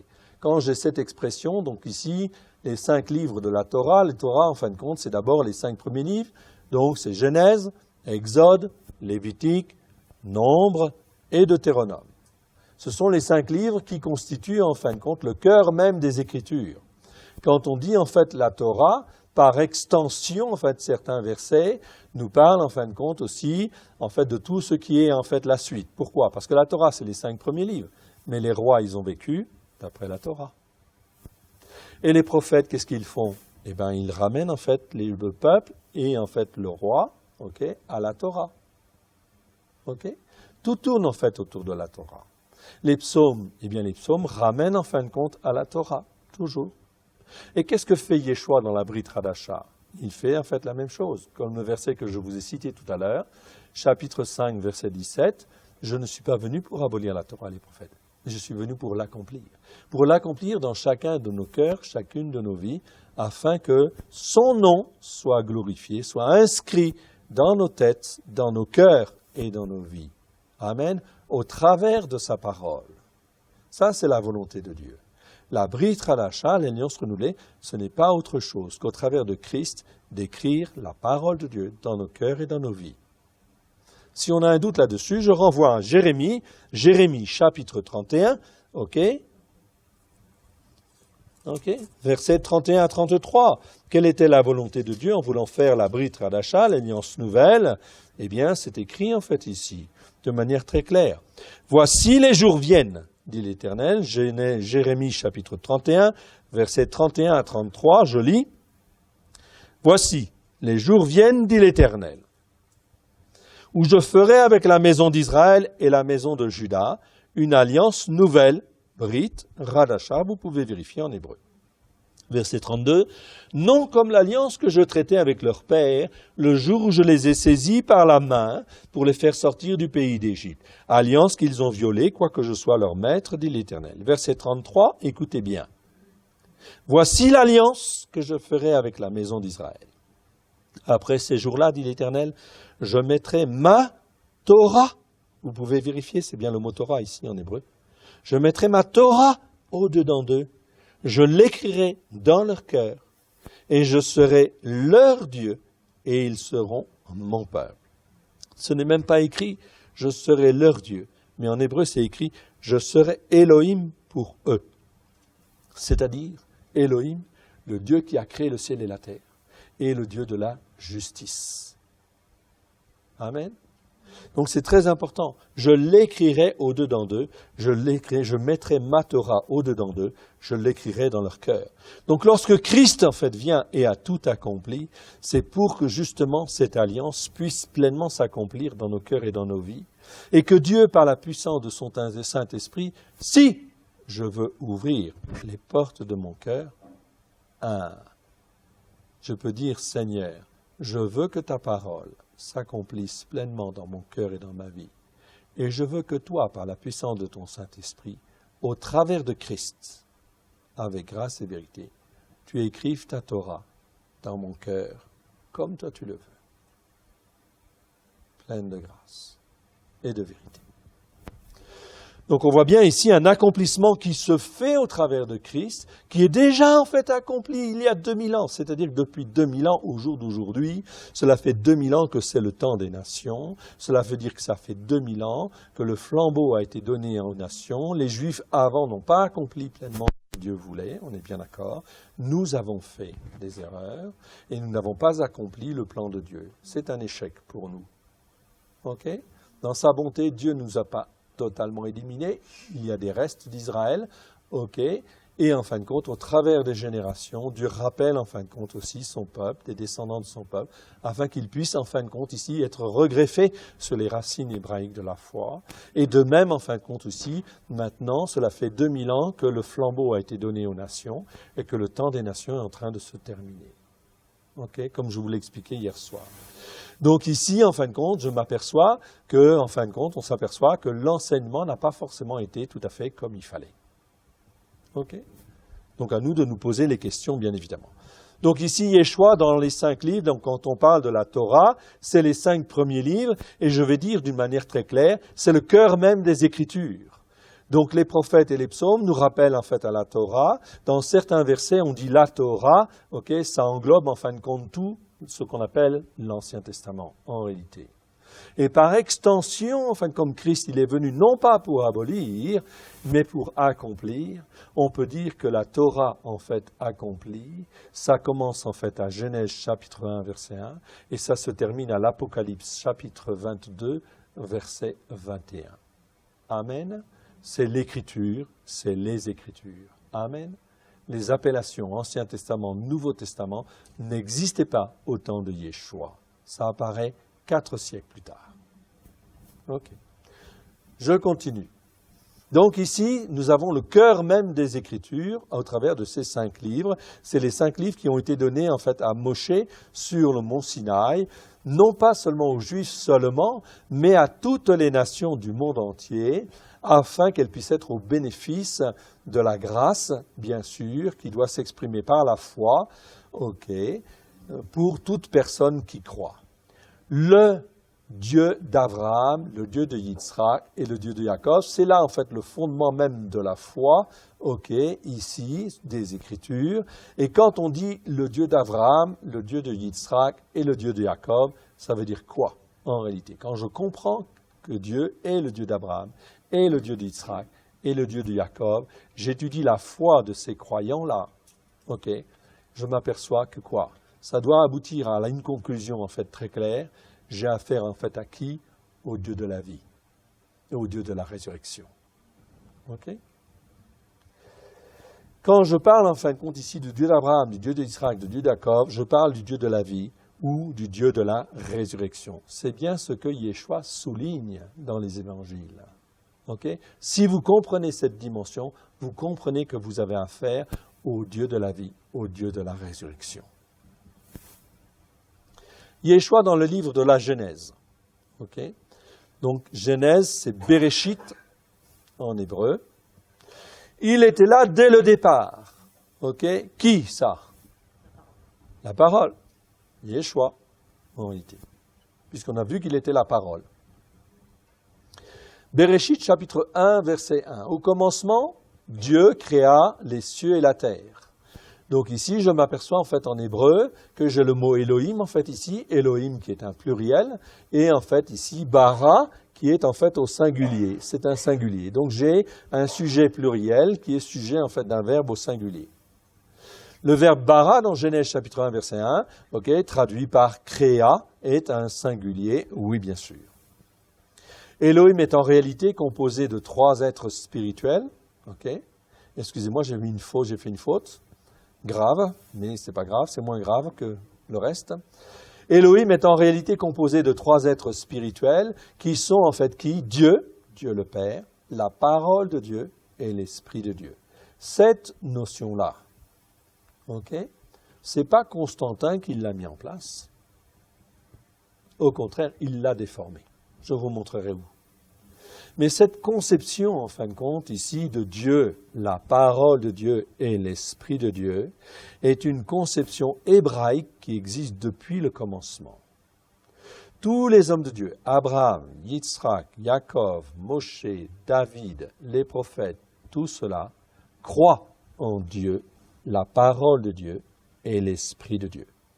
Ou l'Éternel, la parole de l'Éternel et l'Esprit de l'Éternel. Et tout le monde parmi les croyants de l'époque savent que celui qui s'appelle la parole de Dieu est un être spirituel qui travaille avec Dieu et l'Esprit de Dieu dans une unité parfaite et savent que le salut vient par celui qui s'appelle la parole de Dieu. Amen. Cette conception est une conception hébraïque ancienne qui existe depuis le début. Nous allons voir un certain nombre de versets là-dessus. Et ça, c'est extrêmement important parce que ça change beaucoup de choses dans ce qu'on nous a appris. Et que si on garde en fait cette conception-là, cette pensée hébraïque ancienne, je dis bien, ce n'est pas une pensée juive. Vous ne la trouverez absolument pas dans le Talmud. Le Talmud, en fin de compte, c'est l'ensemble en fait, des commentateurs juifs, des commentateurs rabbiniques, mais qui à l'origine sont en fait des pharisiens tanaïtes. Les pharisiens tanaïtes, qui sont-ils? Les pharisiens tanaïtes, c'est les pharisiens les plus durs, qui ont refusé le message de Yeshua et le message des disciples. Donc à partir des années 70, Jérusalem est détruit, les Juifs sont expulsés en fait de Jérusalem, etc. Et donc là commencent en fait les pharisiens tanaïtes, la branche la plus dure, celle qui a refusé toujours en fait le message de Yeshua et des disciples, constitue et rassemble tous les enseignements des Juifs existants, des pharisiens, pour constituer en fait le Talmud. Ok ? Mais en expulsant de ces enseignements-là tout ce qui concerne la pensée hébraïque ancienne, c'est-à-dire cette notion de Dieu, la parole de Dieu et l'Esprit de Dieu, tous ces enseignements-là sont systématiquement supprimés, en fin de compte, des enseignements du Talmud. Pourquoi? Tout simplement parce qu'on vient en opposition aux Juifs messianiques, qui, eux, croient à la racine hébraïque, et qui sont posés sur Dieu, la parole de Dieu et l'Esprit de Dieu. Donc pour venir en opposition, ils rejettent systématiquement ces enseignements-là. Et ces anciens écrits existent encore? Oui, on arrive à les retrouver. Il faut fouiner, hein. Mais ils existent. Donc on arrive à retrouver, bien sûr, en fin de compte, ces enseignements-là, mais il faut chercher, c'est pas facile en fait à trouver, évidemment. Donc dans la culture juive traditionnelle, on va s'opposer, bien sûr, puisque là ce sont des pharisiens tanaïtes, je le répète, des pharisiens qui ont refusé le message de Yeshua au 1er siècle, et en fait le message des disciples. Donc ils constituent, en fait, pour s'opposer aux nazoréens, dont je parlais tout à l'heure, c'est pour ça que je vous renvoie la semaine prochaine, en fait à Collonges, donc où nous allons faire le séminaire sur les premiers témoins de Yeshua, on va expliquer dans le détail toutes ces choses, de manière à bien comprendre.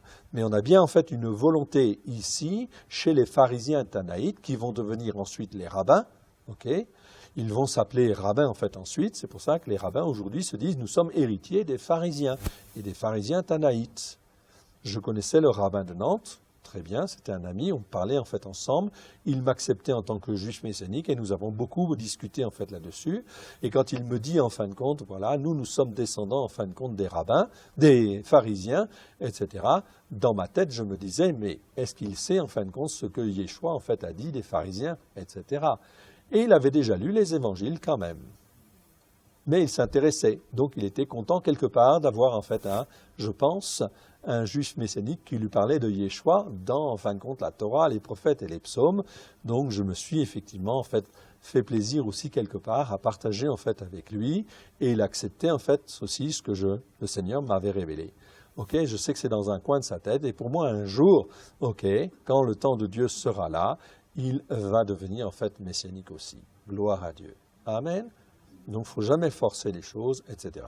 Mais lui-même, en fait, il reconnaissait que, en fait, il était enseigné, en fait, au travers du Talmud. C'est, en fait, les enseignements principaux, bien sûr, qui sont, en fin de compte, l'apanage de la religion juive. Mais c'est une image de ce qu'il y avait au temps de Yeshua. Donc, ce qui veut dire que je ne peux pas me contenter, en fin de compte, si je crois en Yeshua, je ne peux pas, en fin de compte, accepter tous les enseignements, en fin de compte, du Talmud comme étant vérité. Ce n'est pas possible. Il y a la principale connaissance qui manque dedans, celle de Yeshua. Et Dieu a fait résider en Christ la plénitude de tout en tous. Amen.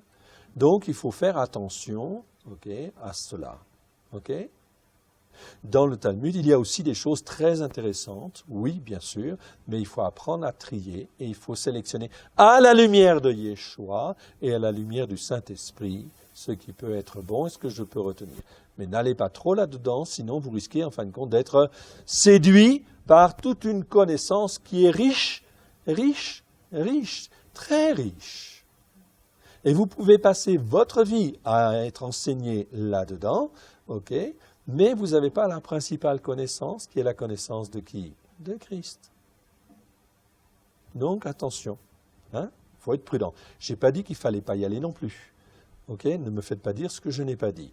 Mais la principale connaissance, c'est celle qui est en Christ. Amen. À la gloire de Dieu.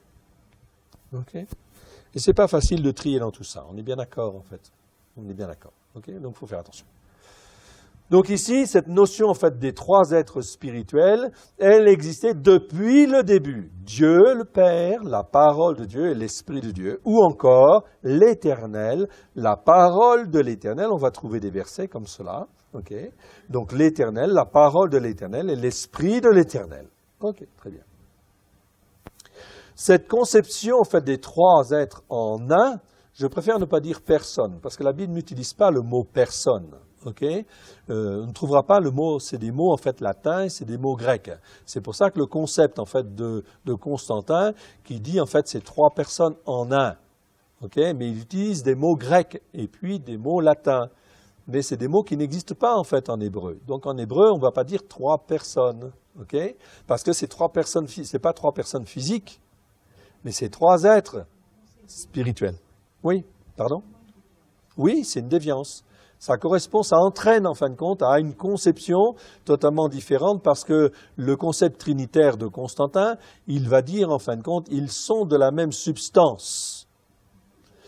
Mais là, on déforme l'écriture parce qu'on est en train de dire que le Père est égal au Fils, est égal au Saint-Esprit. Non! Le Père, il a sa place, le Fils, il a sa place, le Saint-Esprit, il a sa place.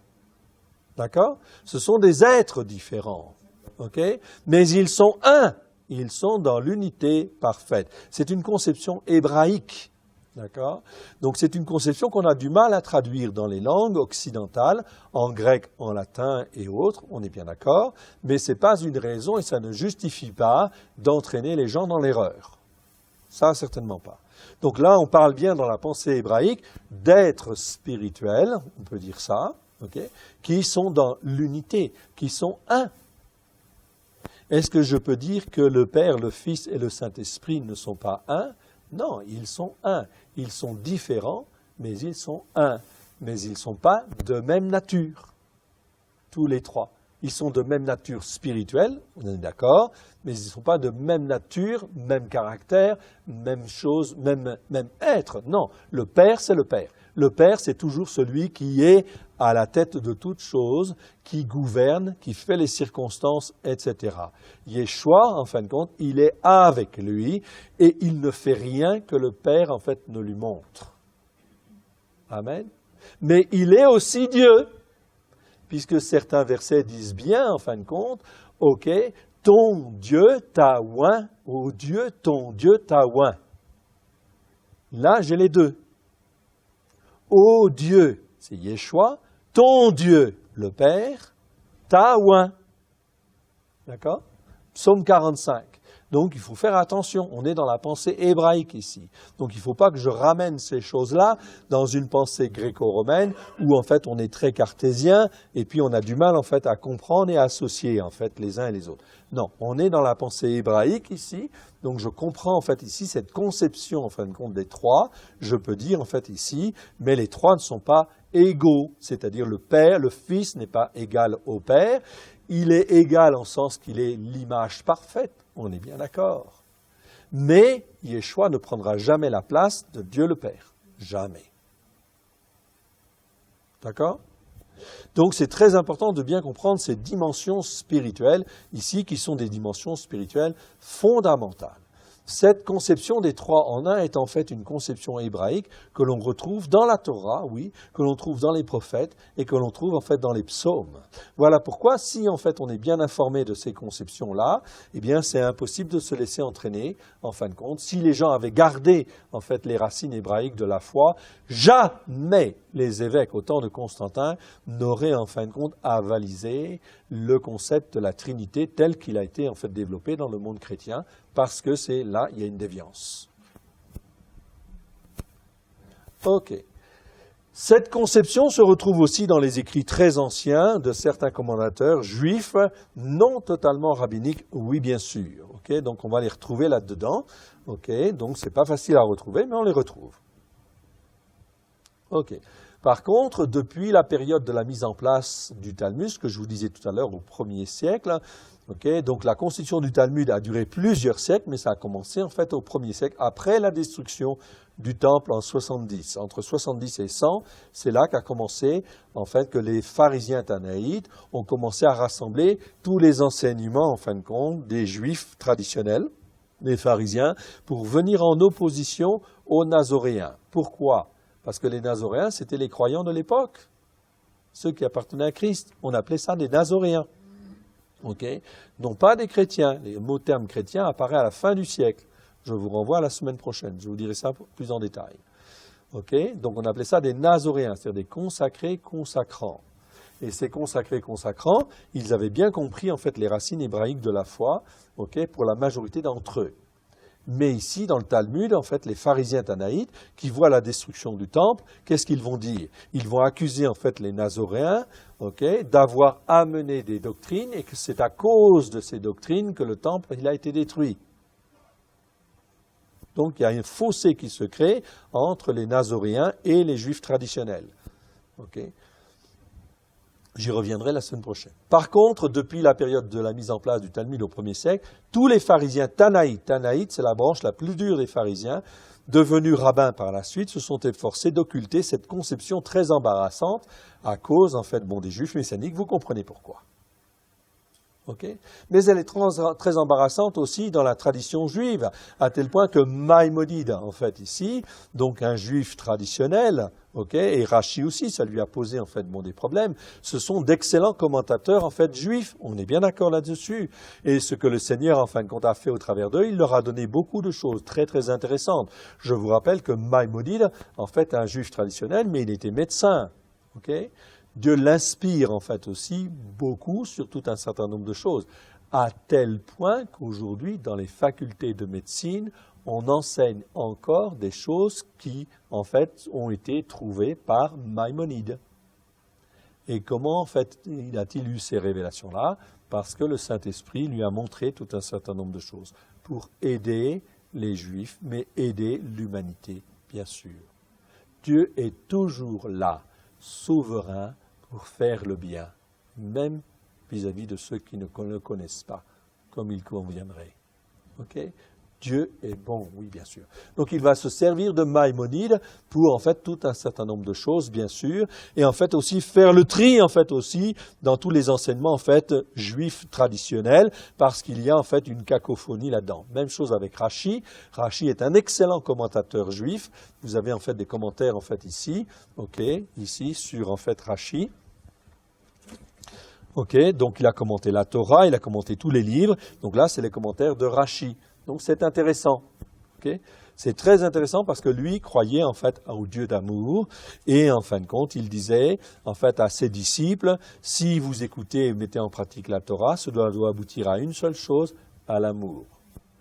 Si en fait ça n'aboutit pas à l'amour du prochain, vous n'avez rien compris. Il a raison. Là, dans ce qu'il avait reçu, c'est tout à fait inspiré de Dieu. On est bien d'accord. Et pourtant, il ne connaissait pas Christ. Et pourquoi il ne connaissait pas Christ? Il ne connaissait pas Christ parce qu'à l'époque, nous sommes au Moyen-Âge. Les représentants, représentants de Christ, c'est qui? C'est Rome. C'est les catholiques. Et en fait, qui disent quoi? Ils disent, avant de partir en croisade, il faut tuer en fait les Juifs. Beau message de Christ. Alors, vous comprenez que Rashi, il n'a pas envie de devenir chrétien. Ça se comprend. Avec des attitudes comme ça, c'est sûr que ça ne le fait pas. Donc lui, il continue en fait son chemin, etc., sur l'écriture, tel qu'il a, et en fin de compte, c'est un grand commentateur juif. Pourquoi? Parce que en fait, dans tous les enseignements en fait juifs qui existaient, eh bien, il a fait le tri en fait là-dedans pour les juifs, de manière en fait à assainir en fait déjà tout un certain nombre en fin de compte d'enseignements, etc. Donc voilà pourquoi, et il a toujours essayé d'expliquer que Dieu était un Dieu d'amour.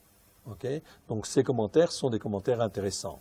Mais il n'a pas la révélation au travers de Christ, bien évidemment, de tout un certain nombre de choses. Donc, à utiliser avec sagesse, oui, bien sûr. Donc, vous pouvez en fait aller là-dedans, mais en fin de compte, il faut être prudent. Okay, parce qu'il n'y a pas la connaissance forcément de Christ. Et Maïmonide, en fait aussi, était en fait aussi un peu scandalisé par certaines choses, notamment en fait dans le Shema Israël. Shema Israël, c'est en fait l'Éternel, Éternel ton Dieu. Écoute Israël, l'Éternel ton Dieu, l'Éternel est un. Vous vous souvenez de ce verset? Deutéronome chapitre 6, verset 4. On dit en fait l'Éternel, notre Dieu. En fait, littéralement, c'est l'Éternel, nos dieux, en hébreu. C'est un pluriel. C'est un pluriel, hein? Donc l'Éternel, on est en train de te dire dans ce verset, tiens, l'Éternel, c'est nos dieux. Ah, mais si je traduis ça en français ou en grec, tiens, nos dieux, c'est quoi? On est polythéiste là ou quoi? Donc on va interpréter comme ça. Donc on ne peut pas dire nos dieux, parce que si on dit nos dieux, ça va en fait être sujet à des mauvaises interprétations derrière. Non, ce n'est pas ça que l'hébreu veut dire. Dire qu'en fait, derrière cette notion de l'Éternel, tes dieux, et un, tes dieux au pluriel, c'est en fait pour dire il y a trois êtres spirituels là-dedans. Dans le mot Elohim, c'est conjugué. Donc tes dieux, c'est trois en un. C'est-à-dire Dieu, la parole de Dieu, et l'Esprit de Dieu. On est dans le concept en fait d'Abraham, de Yitzhak, de Jacob, etc., de Moshe, bien sûr, là, il n'y a pas de problème. On est bien en fait les trois en un, d'accord? Donc c'est bien en fait l'Éternel, ton Dieu, mais c'est l'Éternel, littéralement en hébreu, c'est l'Éternel, tes dieux. L'Éternel, tes dieux. Shema Israël, Adonai Eloheinu, Adonai Erada. Eloheinu, oui, Eloheinu, pardon. Eloheinu, c'est-à-dire nos dieux. C'est un pluriel. Eloheinu, c'est nos dieux. D'accord? C'est pas en fait notre Dieu. En fait, je le traduis par notre Dieu parce qu'il faut garder l'unité et pour éviter l'interprétation polythéiste. Donc nos manières de penser ne sont pas en fin de compte forcément bonnes de ce côté-là. Donc on va dire l'Éternel, nos dieux, mais en fait au sens qu'ils sont dans l'unité. Donc je peux dire l'Éternel, notre Dieu, est un. Mais je veux m'arrêter sur le mot un. Le mot un, en fait, en hébreu, c'est le mot érad. Mais érad, ça veut toujours dire un composé de plusieurs. C'est jamais un tout seul. Érad en hébreu, c'est jamais un tout seul. C'est toujours un composé de plusieurs. Comme l'homme quittera son père et sa mère, s'attachera à sa femme, et ils seront un. Érad. D'accord? Donc c'est toujours un composé de plusieurs. Ça peut être un, ça peut être deux, ça peut être trois. Non, ça ne peut pas être un. C'est toujours deux, trois, quatre, ça peut être même 42 000. Quand les enfants d'Israël se rassemblent en fait devant l'Éternel, au temps de Esdras, la Bible dit ils sont un. Ils sont 42 000, mais ils sont érad. Ils sont un, dans la même unité de cœur, d'âme et d'esprit. Érad. C'est ça, cette notion de Érad ici, elle est très importante, elle est fondamentale. Maïmonide la connaissait très bien. C'est pour ça qu'en fait, il disait, dans Deutéronome, en fait, ici, le Shema Israël, on ne devrait pas dire, et en fait, les scribes se sont trompés quand ils ont transmis les Écritures, c'est pas le mot Érad qu'il faudrait dire, c'est le mot Yarid. Yarid qui veut dire un, mais un tout seul. Oui, un tout seul. Donc, ici, dans Deutéronome, chapitre 6, on ne te dit pas, en fin de compte, Adonai Eloheinu, Adonai Yarid. Non, mais lui, il disait, Maïmonide, il disait, il faudrait qu'on dise Yarid. C'est-à-dire qu'il est un seul. Mais non, l'Écriture dit, en fait, non, ils sont Érad. Donc, Érad, c'est toujours un composé de plusieurs. C'est pour ça que ça lui posait, en fait, un énorme problème d'interprétation, en fait, à l'époque. Mais lui ne pouvait pas accéder en fait à cette vérité-là. Pourquoi? Parce que je vous rappelle que Maïmonide, c'est quelle période dans l'histoire? C'est 15e siècle, 16e siècle. Et c'est la période où il était en fait en Espagne. Et vous vous souvenez ce qui s'est passé en fait en Espagne? On a chassé tous les Juifs, etc.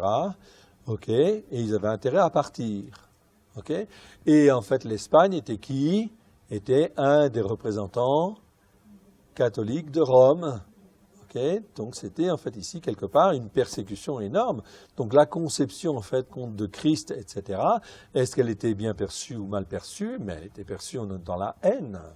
Donc la conception, en fin de compte, que lui dise, non, c'est impossible que Dieu soit trois comme en fait les chrétiens le disent. Ok, puisqu'ils disent le Père, le Fils et le Saint-Esprit, cette conception des trois, de la Trinité, c'est inadmissible pour un juif. D'accord? Donc, ça va poser un problème. Et bien justement, ils ne font pas. Ils disent c'est une erreur. D'accord? Donc il faut... Ils savent très bien, au fond d'eux-mêmes, que le mot érad a un sens pluriel. C'est pour ça? Oui. C'est un seul. Mais quand on dit à des rabbins ou à des gens orthodoxes, etc., oui, vous y dites un, mais en hébreu, c'est le mot érad. Mais le mot érad, c'est toujours un composé de plusieurs. Là. Et là, quand on dit ça, là, ils ne peuvent plus dire quoi que ce soit. Et jamais un juif orthodoxe, ni un rabbin ne dira le contraire. Parce qu'il sait très bien que érad, ce n'est pas yarid. D'accord? C'est pour ça que c'est une donnée extrêmement importante. Donc tout chrétien peut très bien dire, ok, oui, mais dans le Shema Israël, c'est le mot un, mais c'est le mot érad en hébreu, et c'est toujours un composé de plusieurs. Donc qu'est-ce que vous mettez derrière? Donc certains rabbins, très traditionnels, vont dire oui, mais c'est plusieurs parce que c'est toutes les caractéristiques de Dieu. Et en fait, on s'en va avec une pirouette. Ok, si vous avez cette réponse, gloire à Dieu. Ça veut dire que le Saint-Esprit n'est pas là en fait encore pour les toucher par la repentance, etc. Donc il faut prier pour eux. Seigneur, touche-le par la repentance. Et montre-lui que ce érad, c'était bien la conception que Abraham avait. Parce que si on explique justement que Abraham croyait en Dieu, la parole de Dieu et l'Esprit de Dieu, waouh, là ça commence à être très sérieux. Et là c'est des arguments béton. C'est des arguments, ça tient la route. Okay? Même vis-à-vis de juifs traditionnels. Okay? Et même si vous renvoie en fin de compte une boutade ou des choses comme cela, vous inquiétez pas, il a enregistré dans la tête. Et après, ils se posent des questions, ils se disent, mais qu'est-ce que c'est que ce Jésus, en fait, des nations? Nous, on veut être enseignés. Il y a beaucoup de rabbins maintenant orthodoxes que le Saint-Esprit est en train de toucher et qu'en fait, ils se posent en fait des questions. Ils disent, mais qu'est-ce que c'est ce Jésus, en fin de compte, des nations, là? Il a été occidentalisé et tout, mais Jésus, c'est Christ. Christ, il était juif. Donc nous, on veut connaître ce Christ qui est juif et qui a des racines juives et qui a des racines hébraïques qui remontent jusqu'à Abraham. Okay? On est dans la même pensée, la pensée de la foi d'Abraham, de Yitzhak, de Yaakov, de David, Moshe, c'est la même pensée jusqu'à Christ. Okay? On est dans la pensée hébraïque ancienne. Okay? Je vous renvoie à la semaine prochaine pour la suite de ce numéro. Donc à Genève. Okay? Donc très important en fait ici. Okay. Et on va s'arrêter en fait là, parce qu'il est déjà 12h05, et je reprendrai en fait tout à l'heure à ce niveau-là, si vous le voulez bien, donc à 14h.